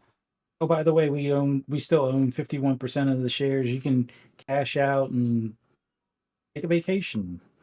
Go on the trail, find, do all the lines of coke you want, whatever. But don't be on social media berating the customer, telling them to get a refund when that's basically going to hurt your pocket. I mean, sure, money may not matter to him as much because he already has a decent sum, but yeah, that's not keeping the lights on at your studio if you ever want to think of making a Borderlands 5. I don't know. It feels like somebody higher up at 2K should have made that phone call and say, turn your account to private or delete it or something. Or that bonus check that you were supposed to get, yeah, it's not going to be cashable. How about that? That's my 2 cents on it. It's like, even if there is, like, and with the culture of the internet today, somewhat overreactions to things, like, you don't go as the executive and tell them all that they're wrong. You just try and, like, smooth it over. You know what I mean? Or, like, be like, yeah, we're listening. We're, doing our best to get things optimized or fixed or whatever. And you just kind of move on from there. It's kind of playing that customer service. You're the representative of a product that people are purchasing from you. So it's kind of like that attitude of like, hey, if you don't think I'm the shit, I don't want your business.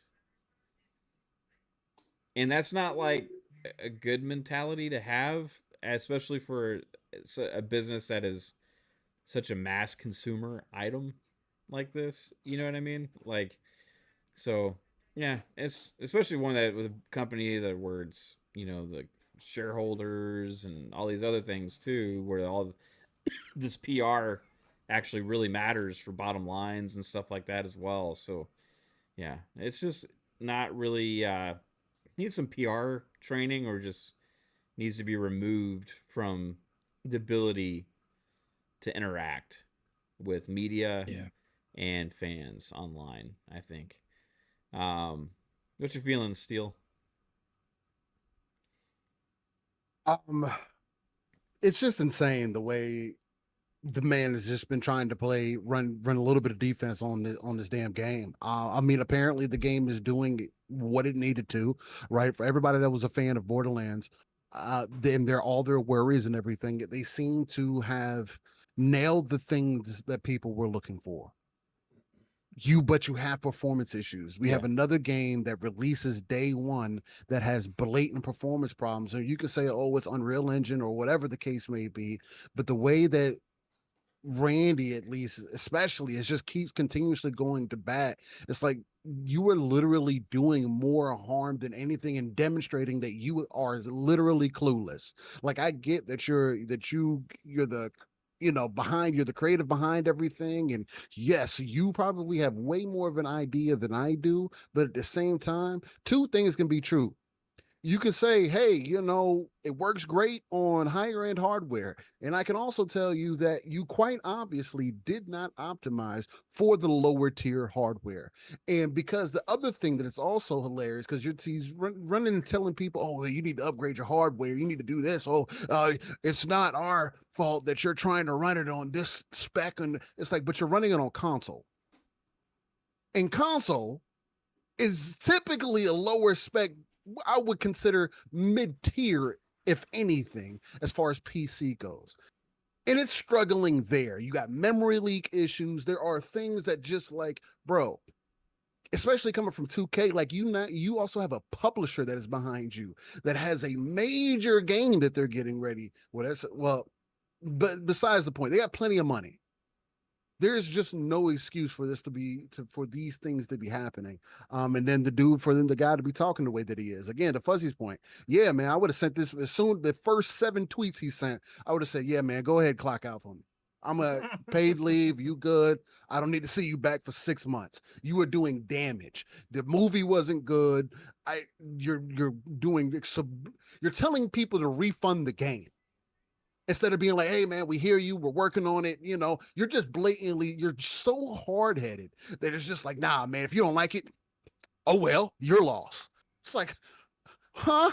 Like what industry do you think that you're in? You are at the mercy of the consumer and you're wagging around like you have the biggest dick to just be strutting around with, dog. Like it's just insanity to me. But we see this from other players in the industry as well, who we would think, and people will say that, oh, how can you guys discredit these people who are actually working on the games?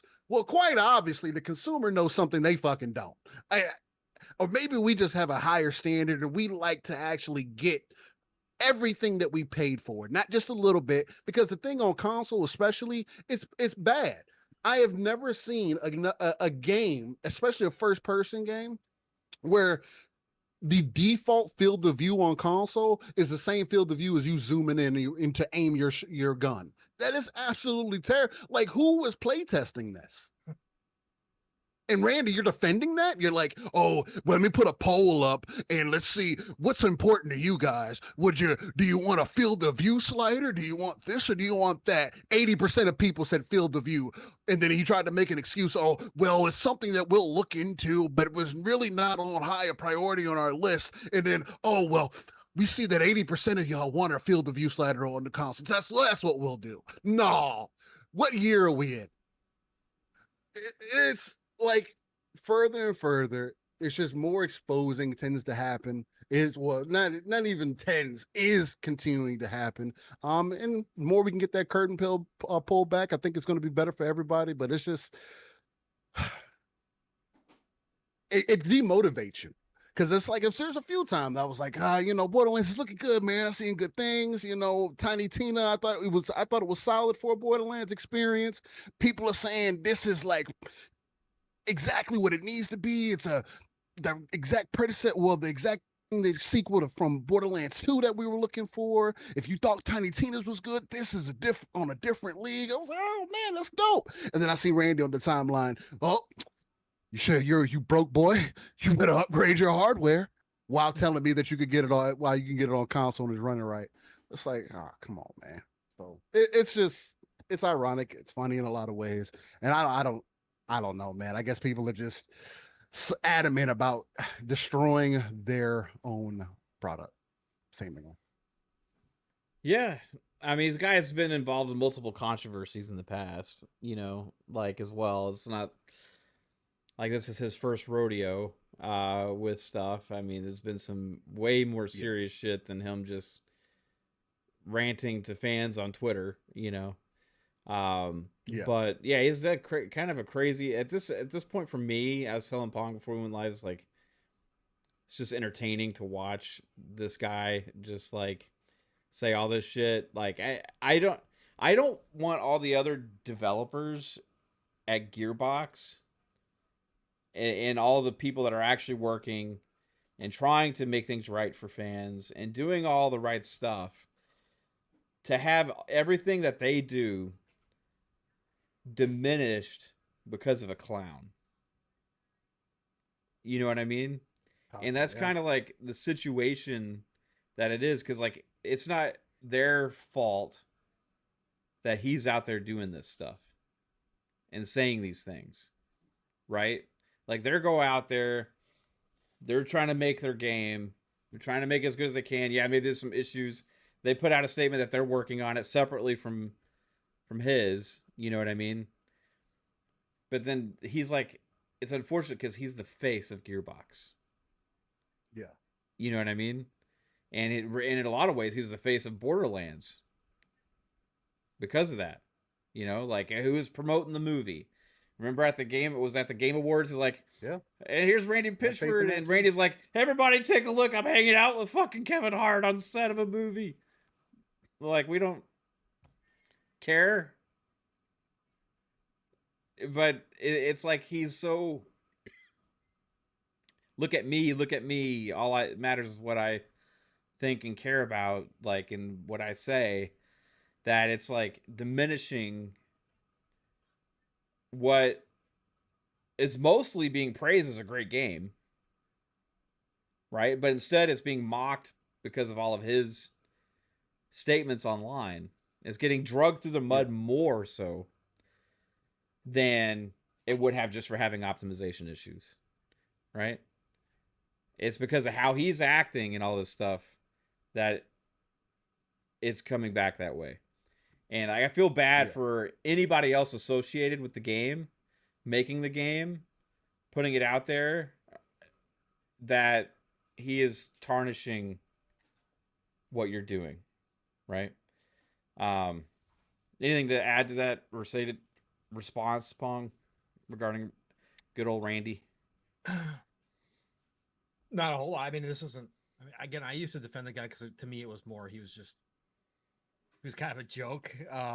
And he, again, he never really went down this road so much. But this is the reason why Xbox didn't buy Gearbox.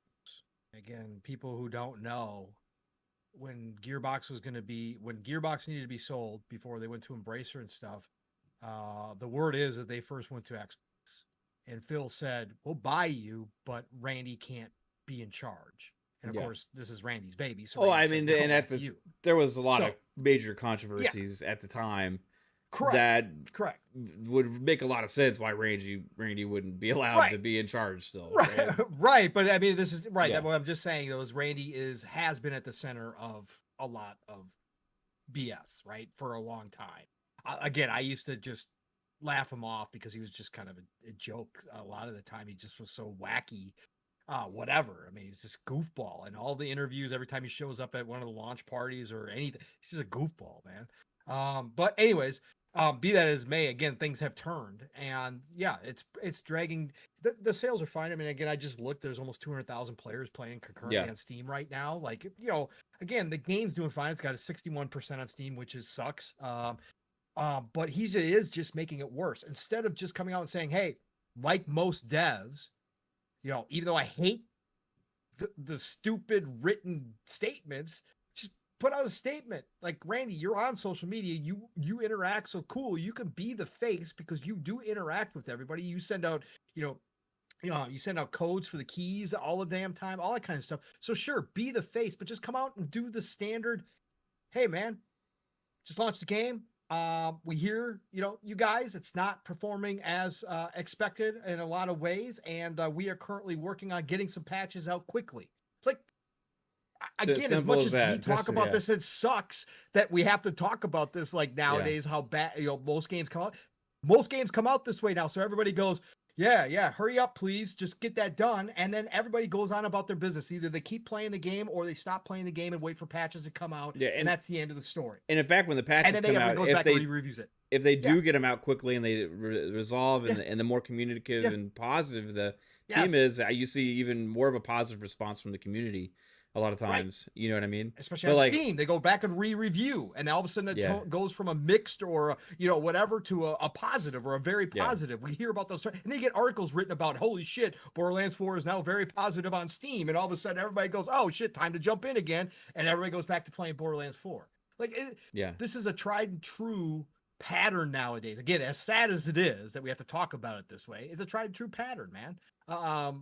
Just to handle it that way, and that's all Randy had to freaking do. Again, he only had when they asked him about the pricing that started this whole thing. When he said, all he had to do was just simply say, "I'm not in control of that," and he could have ended it there, but he didn't. He had to go on and down and talk down to the consumer base, and that's what started this whole back and forth with him. And now he's just throwing fuel on the fire like he's a freaking madman. He just don't give two shits, man. Yeah, here's another tank of gasoline, guys. Go right ahead. Like again, it's just weird ever since 2K, picked him up that this is how he's acting now. But I whatever. I mean, he's always been kind of unstable, so I guess it shouldn't be shocking, but whatever. Again, it's gonna be fine. I'm glad I waited for a sale. Like I've stood on this hill, and I'm waiting for a sale. Ultimate, it's got to be 50% off or more before I buy this game. As much as I love freaking Borderlands, as much as I hear people are saying this is the greatest Borderlands since number 2, I'm glad I'm waiting. I'm even more glad now. Yeah. Well, you want to start working on tidbits, Fuzzy? We'll get it rolling here in a minute. Yeah, it's a shame that this is kind of where we're at. I think with it, but at the same time, like you said, the game still seems to be doing well. I think hopefully the fans can mostly separate themselves away from the comments that he makes and pay attention to what the actual people working on the games are saying. You know what I mean? Because I don't even know how much he's involved anymore. I'm sure he's involved somewhat because he is a little bit of I think he's a little bit of a control freak with that stuff, But as far as like actually creation itself, I mean, there's Gearbox is a big team. They do a lot of stuff, I was gonna say we should try and have him on the show sometime. He's a Dallas guy. He started the video game museum over there in Frisco. It's kind of close to the Gearbox Studios, and they moved there. I don't know if it's still open or not, but yeah, it's interesting character. But we'll see. I think that they've already released some patches, and they'll probably have some more coming out soon. And what else do they have at this point at Gearbox? Do they have anything besides Borderlands? Because they were doing different. No, because they were supposedly working on another Tiny Tina's, but that's on hold, I think, right now, right? So it was just a spin-off of Borderlands. I don't know what else they got. Yeah, no, I think it's that's it. The Risk of Rain is on their website. Risk of Rain 2, Seekers of the Storm. They publish that. They publish that. Yeah, they publish it. Yeah, so just for creation-wise. Yeah, it's Borderlands and Tiny Tina's. Okay. They should go back and remake Aliens, Colonial Marines. That's what they should do. I think they should bring back Brothers in Arms. Brothers in Arms was good, for sure.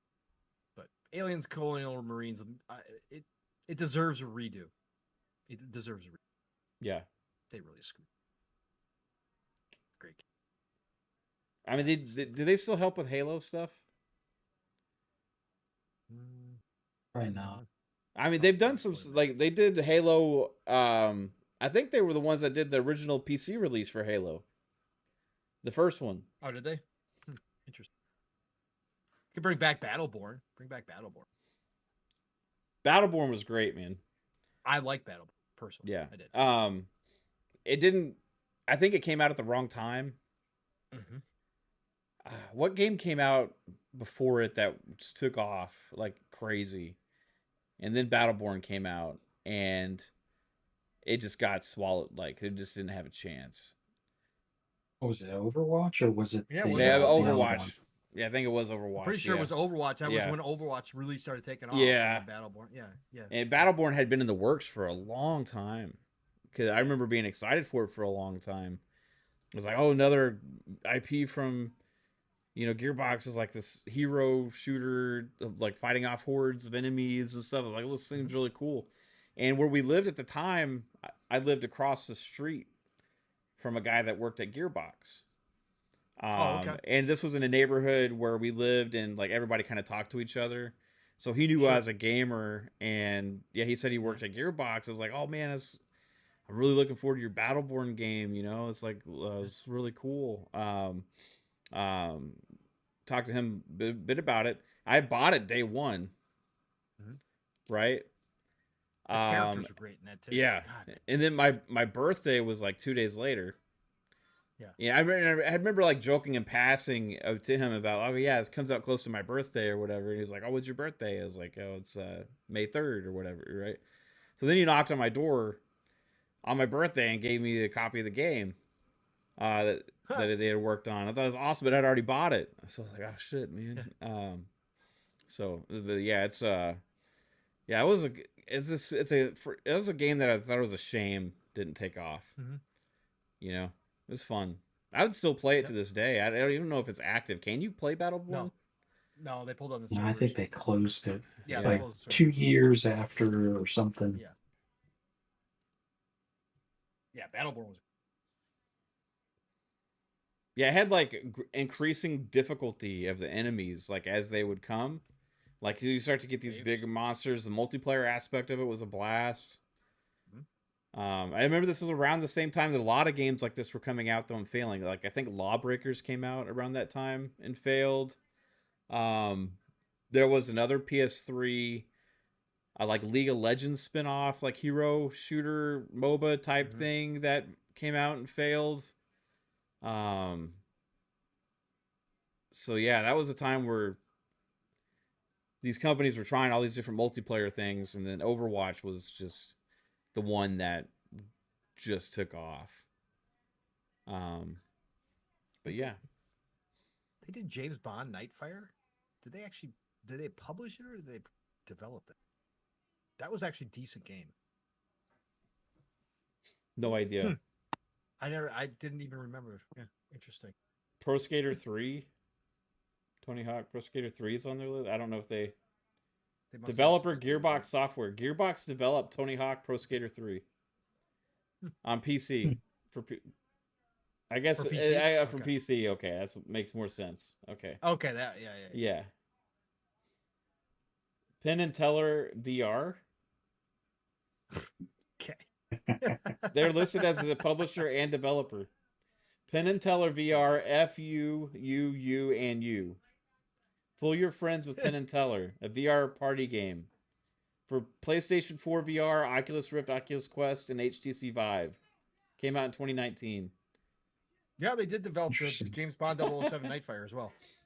They did. That was Yeah. the Pierce Brosnan James Bond. It was actually pretty damn good. Was that one that had kind of like a Call of Duty multiplayer, or I don't remember if it had Did it have multiplayer? I don't remember. Maybe it did, but this first Okay. the single player was really good. So it was There- published by EA. There was a 360 James Bond game that came out that had like a very Call of Duty-esque like multiplayer mode. And it was blast. I think it might have been called GoldenEye, actually. I know not the original GoldenEye, but I thought it might have been another like reimagining of GoldenEye or something. Anybody remember that game in chat? Anyway, I don't. you don't remember that, Steel? No. There was also a paintball shooter that was Call of Duty like Hastings paintball. I Remember remember that? that. So Mhm. like Activision had Call of Duty, right? And Activision published this James Bond game, and they also did the paintball game. So they were using like the Call of Duty stuff that they had, like the technology, I think, and then like making these spin-off games. And I think like James Bond, there was a Bond that was one of them. I can't remember which one it was. Chat, help me out if you guys remember. Yeah, I'm trying to look at the different stuff that they make. Homeworld? That's not them. yeah. That's just publishing. Mm-hmm. Yeah, and they got the rights to Duke Nukem from 3D Realms. But they're just going to Yeah, let they don't that have IP anything. die Yeah. now. Yeah. So, anyway. All right. Well, are we ready for tidbits, Fuzz? Oh yeah. All Yeah, right. we're good. I'm going to hit the button.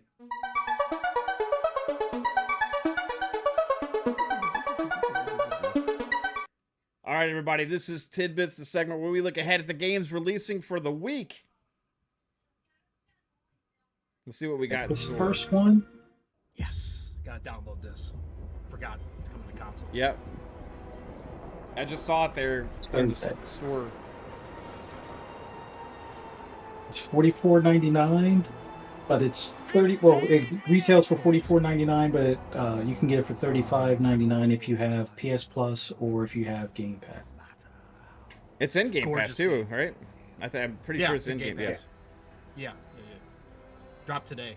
I gotta download it. So of course I was playing on PC. Yeah. Like, save will carry over. I believe this is to play anywhere as well. I think so. I think so because it is because they got the deal. Yeah. So I'm pretty sure it is. I think my PC saves cover. Yeah. or Yeah, carry it'll over. transfer over for sure because it was on PC Game Pass first. So I don't know if I want my save to transfer because like where everybody's like dead. I'm doing really good on mine. I was close to being in trouble, but I saved my colony. So. Yeah. 3, 2, 1. Yes, it is play anywhere. So I just looked it up. They're adding a lot of games to the stream your own game feature too right now. Yeah. Yeah. We're going all in, man. Yeah.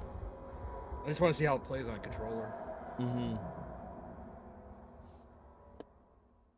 That's a cool box set. Ooh, a Right, new this puzzle next quest. one. Yep, Oh, Puzzle can't wait. Quest Immortal Edition. From the PS4 and 5, Xbox One, Series X and S, Nintendo Switch, and PC this Thursday for $11.99. Yep. It's a remake, man. They're just bringing it back again. I can't Oh, wait. okay. Bro. So many hours in this game. So many hours, bro. Yeah. On PSP and Vita. Uh-huh. Oh my god. So good. Getting that. $11.99, you said? Yeah. Come on. Yeah. That's done. That's a done deal. Bro, that's great for playing streaming too. That'll be a great one if it streams. If you could stream it, that'd be awesome. Absolutely. This next one is Dying Light the Beast. Having the PS4 and 5, Xbox One, Series X and S, and PC this Friday for $59.99. Or if you Okay, we have gotta get back the to Nintendo. if you bought the Stay Human version of 2, you get this for free. Yeah, no, I heard He's that a was a good deal. narcissistic sociopath. Steel and I just got to He's finish up our experimenting one on run through that humans we like got they're 60, lab 70 hours in. So, we played some. I think this one actually I might enjoy more than 2. It's some of the good parkour from 2, but you get more of the movement and interaction with the zombies of 1 Yeah. kind of thing.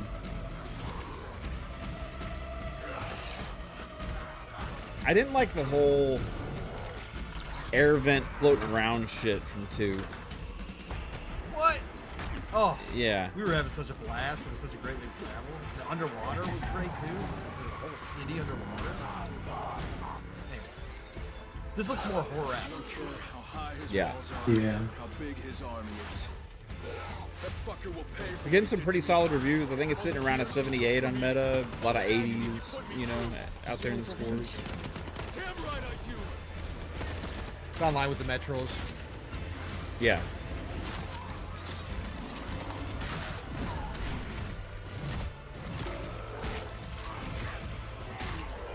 That's what's cool is when you go into beast mode, you just freaking go nuts. How much was this, Fuzz? $59.99. Yeah. It's like a 20-hour experience, I think, or something like that. People said. Yeah. But you have all the PTKs time all to over this. kills. Oh yeah. That's all I Jump saw was Space. posts. Yeah. It's an early access coming to Series X and S and PC this Friday for $19.99. And not Game Pass. A developer had to jump on PTK and say not Game Pass. This does look dope. If I had time to Yeah. play with people and stuff, this looks great. Looks fantastic.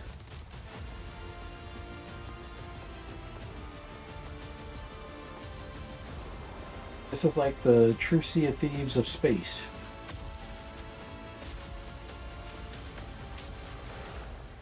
Yeah, it looks pretty fun, man. Can you make your own ships? I think you can customize them, but I'm not Oh. sure. I don't know how much you can. I don't think it's like a full creation thing. I think you just add to them. Yeah. I could be wrong, but That's fine too. Buy one, kind of trick it out a little bit.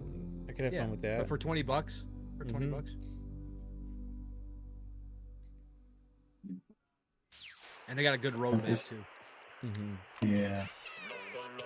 And this next one is Rakuten, Yeah. coming into early access on PC this Friday for $22.49. Love the animation style. So good.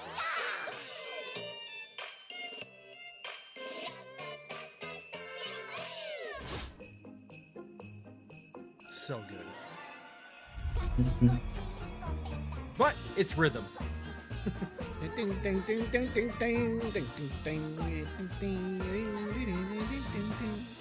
I like rhythm games. Very few of them. It's because you have none. Yeah, it's true. No, that's true. I don't. No, I don't. But I like Lou Mines and stuff like that, so I can play some. Yeah. But most of them, yeah. I just love the animation style. It's so fucking cool. Reminds me of Patapon. Anybody remember Patapon? That was another one. Yeah.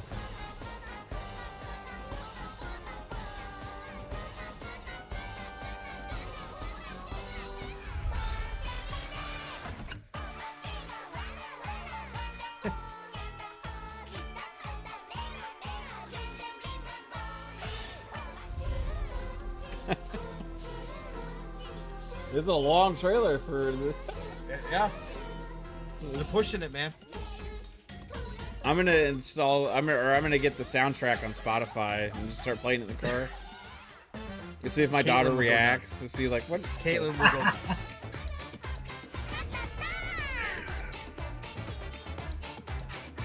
I think after a while, this will be like that 1-800 cars for kids level annoying. Evil is rising. A treacherous god wants to break us. Right, this next one is Tawa and the Guardians of the Sacred Tree, coming to PS5, Series X and S, Can't do this Nintendo alone. Switch, and I PC this need Friday Heroes. for $29.99. What is it? This battle demands the Is it fiercest, an ARPG? I'll wipe you from Oh. this land. Yeah. the most cunning, Pretty cool Savor art each style. moment. I love the art style. Yeah. the most kind. Now I'm mad. No, I'm mad. mad. We will Yeah, need this looks everything this from looks cool. them Okay. to go beyond their limits and overcome the raging storm that consumes us, no matter the cost. We have sacrificed so much, but that sacrifice won't be in vain. Despite what evil has in store for us, we stand united to become what our world needs. The guardians of the sacred tree. Toa and the Guardians of the Sacred Tree. Bandai. Cool characters. Now is the time to end this darkness. Powerful. This next one is Trails in the Sky, first chapter, coming to PS5, Nintendo Switch, and PC this Friday for $59.99 or $60.99 on Nintendo Switch 2. Or you could just do the $1 upgrade if you already have it on your. If you had it on the regular Switch and you bought a Switch 2. Trails is a great series. I just like that it's $1 upgrade instead of a $10 upgrade. Right?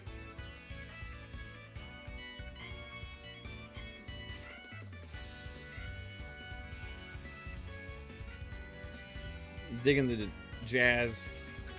Mm-hmm.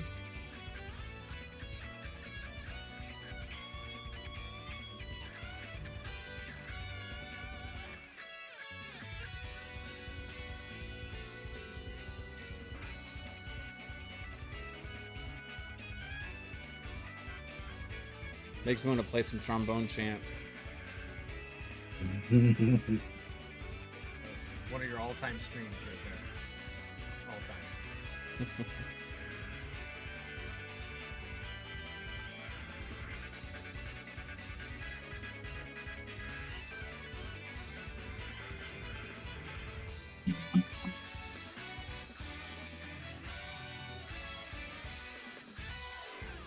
Trails in the Sky. Should be coming to Xbox, but it's not. Alright, this next one is Blood Thief, coming to PC this Monday. I believe it's going to be $19.99. They don't list a price yet because it's wish list only at the moment, but this looks like a 1999 type game, maybe Run and less. gun. Run and Yeah. gun. That is Let's fast. go. Yep.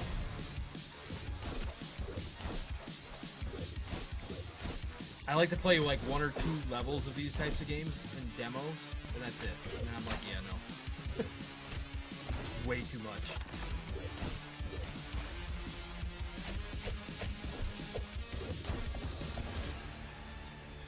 Yeah, I like gotta stop on a platform and think about my next jump. Yeah.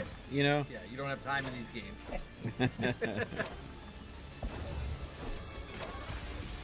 Yeah, no. Just think of it as skating or wall riding. Right. Uh, And trying to kill things while you're in the middle of doing all that. I can't. yeah. So,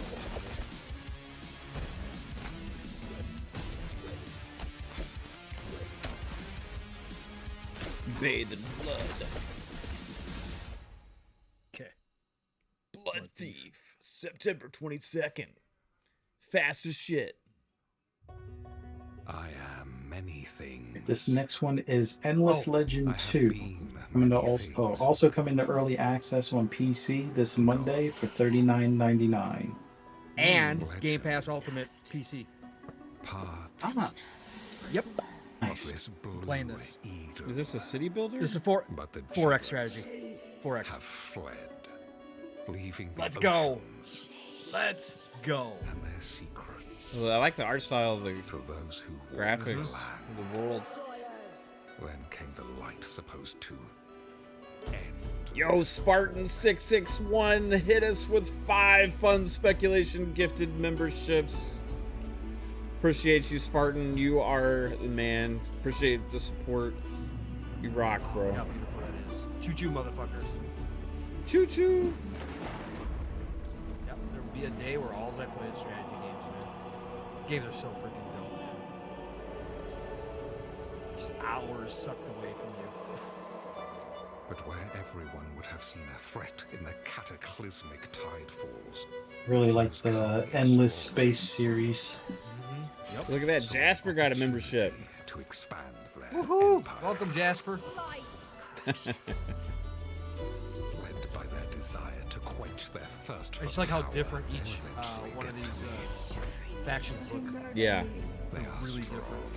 yes, but are they strong enough to face my endless power?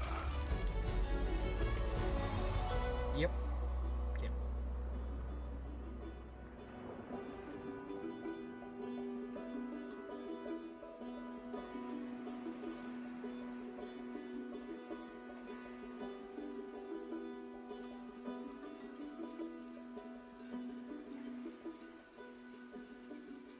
Endless Legend 2.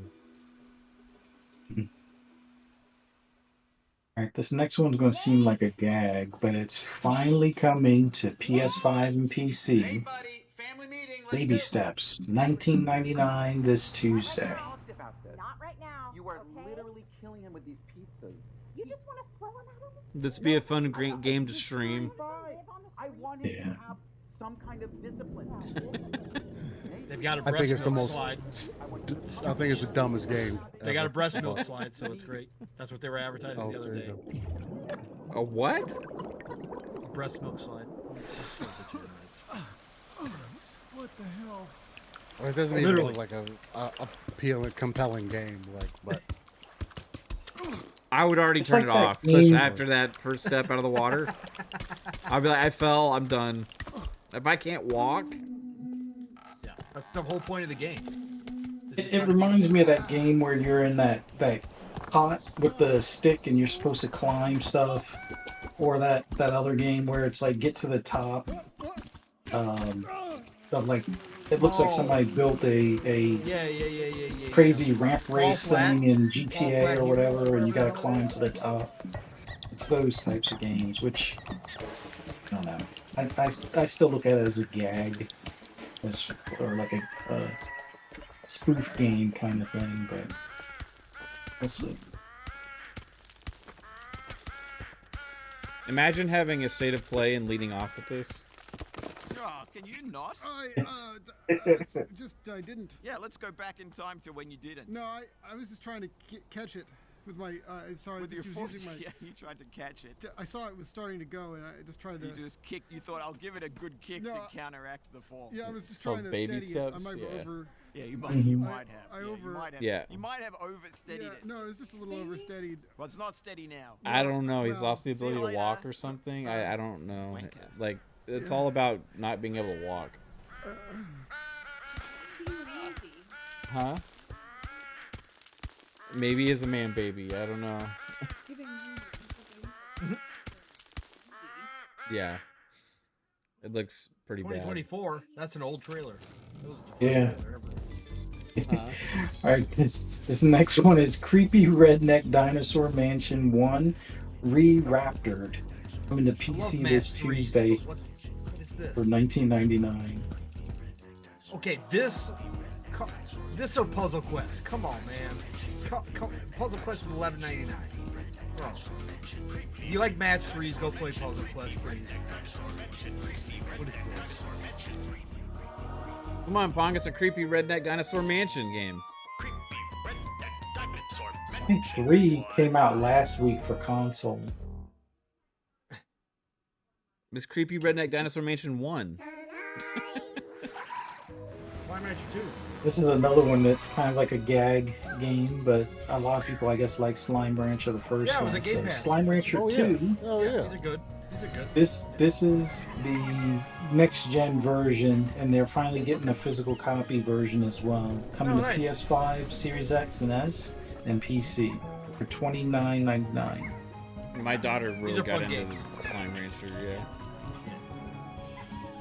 You can get addicted to it if you really start playing it because it's got that whole like economy thing of like collecting, growing, farming, you know. 皆さんこんにちは。 Mhm. I'm ユースケナオラ。 What are those games 私はこれま called? でファンタジーを中心としたロールプレイングゲームとか、そういったたくさんのゲームのアートディレクションとかアートワークを手掛けてきました。今回はこちらのスライムランチャー2 I'm 8 ビットさんのパッケージ版に使用されるイラストを描かせていただきました。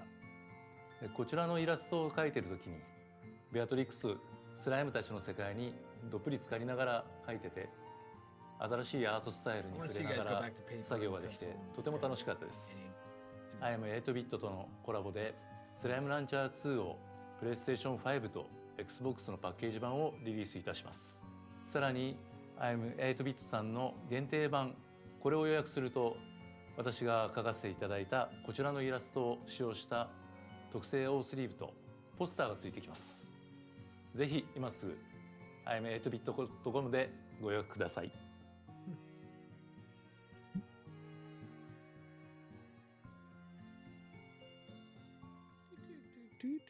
So like a limited run kind of thing. Yeah. And that's it for this week. All right. Well, that was, I mean, not a bad week. I mean, you had, there's also the Deep Rock Galactic game that just hit. I think we showed that last week. On last week's tidbits. That's a good one for people. Mm-hmm. Yeah. So that's in Game Pass. I'm going to be giving that a go. I was just installing it. And It's really good if you can get into it. A lot of people like it. The Dying Light is one I want to play. I might get the Puzzle Quest also, Pong. I played it originally back in the day, so Played all the Puzzle Quests 1, 2, 3. Like I love them, bro. They're so good. yeah, no, not a Match 3s. gotcha game. What's it? Oh god, like a tycoon game. Got the tycoon mechanics a little bit, you know, where those are super popular, like on Roblox and stuff too. Like those, just that genre. Well, everyone, this was a fun show. Thank you all for hanging out tonight on this episode, and we'll be back next week. Next week will be the same day that Xbox has their TGS show. So we'll see. Maybe next week we'll be talking about a new Forza Horizon 6. Maybe we'll be talking about some other surprises. We'll definitely have some stuff to talk about next week on next week's show. That'll be really fun. So thank you all for being here tonight. Steele, thanks for gracing us with your presence, dude. I always love when you hop in, man. Tell everybody where they can find you. I know there's no living split screen for a while, so but But yeah, Yeah, you still got your socials and all that kind of stuff in your channel.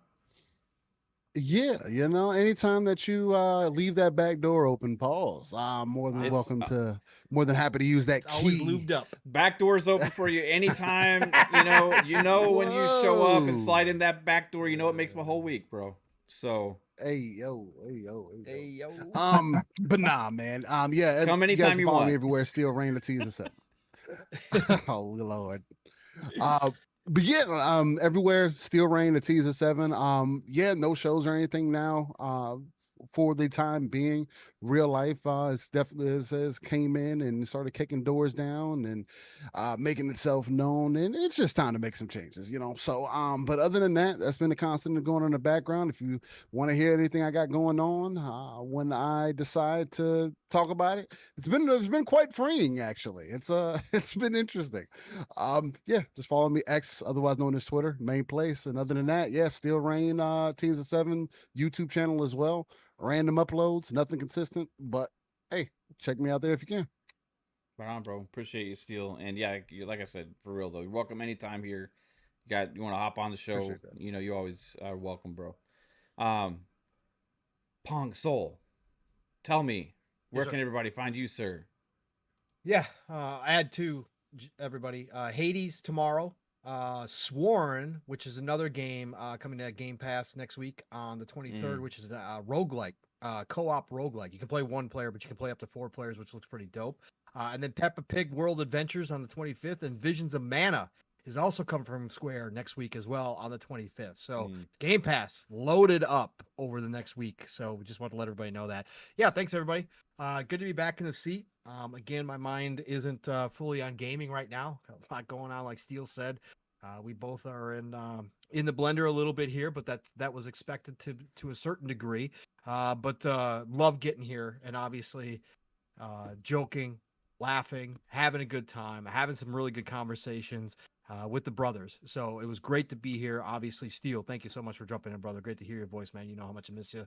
And miss our Saturdays, and obviously Fuzzy and Matt, missed you guys last week tremendously, but great to be back. Chat, thank you all for showing up as you always do, even on a slow news week, to come hang out with us, talk about this favorite hobby of ours. So appreciate you all. Nothing but love and respect. Otherwise, you guys know how to find me, Pong Soul, everywhere. Follow me, I'll follow you back. Again, Living Split Screen is on hiatus, but I should be back this Sunday for the Shop podcast, and it's going to be a big one. That's right, PTK Blam's channel, Sunday afternoon, 6 p.m. Eastern, 5 o'clock Central Time. Be there for the Shop podcast. It's PTK Blam. It's Fuzzy Belvedere, this dude right here, and me. But this week we got actually, Fuzzy, you're not going to be there this week, are you? You're off this week, right? No. I think you're. Yeah. You're off this week. I'm that's going to be there. So hey, stop ruining the intro. Oh. So it's going to be PTK Blam. It's going to be me. Fuzzy's on vacation again because he's retired and traveling the world. And so PTK went out and got not one, but 2 big time guests. Yes, you just heard Fun Speculation, aka Mav, the brother from another, will be there, but also the one and only Ains, Portia Power, who I have not talked to, and I think, oh man, year and a half, at least. It's been a long while. He is going to be there as well. So we're going to have a big Sunday night show. So join us for the Shop podcast. Again, Sunday afternoons, 6 p.m. Eastern, 5 o'clock Central Time. Otherwise, God willing, be back here next week for the Tokyo Game Show with hopefully I'll pay a little bit more attention this week. We'll see. Obviously, Tokyo Game Show, I'll be paying attention to the news cycle out of there because there's going to be some cool stuff coming out. But it's the golden age of gaming, people. So I hope you all are getting to enjoy some gaming. Get out there, play what you love what you play. Have a great Friday. Have a great start to your weekend. And I'll talk to you all real soon. Matt, get us out of here, bro. Right on, man. Before we get Fuzzy the outro, I just opened the Xbox app on my PC. Just because I was seeing if I had remembered to install something. And I went to my games, and there it is. I guess I got the update because I see all my Steam games. Nice. EA Play stuff. I see Epic Game Store shit, Battle.net stuff, and Xbox PC stuff, all just right there in my library on the Xbox app on PC, bro. That's fucking awesome.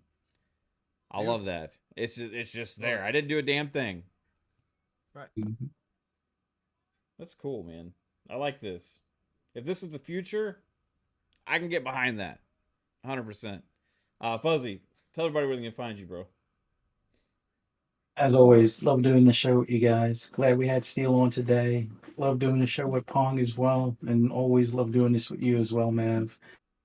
As Pong hinted to, I will be on vacation this Saturday. Wife has me on the road again. We're supposed to be wrapping up for Crimson Harvest. It's a movie that she's going to be more so in like the not director credits, but like the in the credits as opposed to in the movie kind of deal. But we're wrapping that up all of starting Friday evening all the way until like the following Sunday or 2 Sundays. So basically, I'm gonna be on the road for a bit back and forth. But still, everybody, please play some games, clear out your backlog as best you can before the next run of Game Pass games bombard you, type of deal. But have fun out there, be safe, and hope to see you guys this time next Thursday. I should be available for next Thursday. See you guys then. Right on, man. Yeah, I'll be, and like I said before, Pong said that I'll be on the shop this weekend there. So come hang out on Sunday if you want to see that. And then also if you want to see other stuff that I got going on, hey, me and my wife got a thing going on Sup Babe Network over there on YouTube, and we just had our second podcast that we did together that we had put up. Also, we've done some like a Wingstop video. Just check out just random kind of content like that. That will be hit up on there if you're interested in kind of the lifestyle stuff and just hanging out, just chatting about whatever. A lot of food discussions, so we can't help but talk about food. But yeah, if you like that stuff, go check it out. Sup Babe Network on YouTube as well. And hey, Mac 22TH54 member for 7 months. Appreciate you again, man. This is don't forget to hype the show, people. Yeah, if you like the content that we have here on Fun Speculation, make sure you hit the like button on your way out. Share it out to people. Let them know that hey, there's a show here with a bunch of fucking real gamers that just talk gaming and don't get into a bunch of shenanigans bullshit about console war stuff. Fuzzy does sometimes. It's okay though. I do too sometimes, but we do it in fun, playful ways. It's console wars are over. After we just attacked Nintendo. Well, Nintendo deserves it. It's different. Like there's nobody else different from everything. Nobody else is doing it, so like somebody has to. Nobody shits on Nintendo. Like they deserve to be shat on occasionally. So we just have to. We have to do it every few months, at least once every few months. But anyway, appreciate everybody out there. And hey, come hang out, watch the shows next week. We'll be back on Thursday after the Tokyo Game Show version. See you then. Peace out. Bye.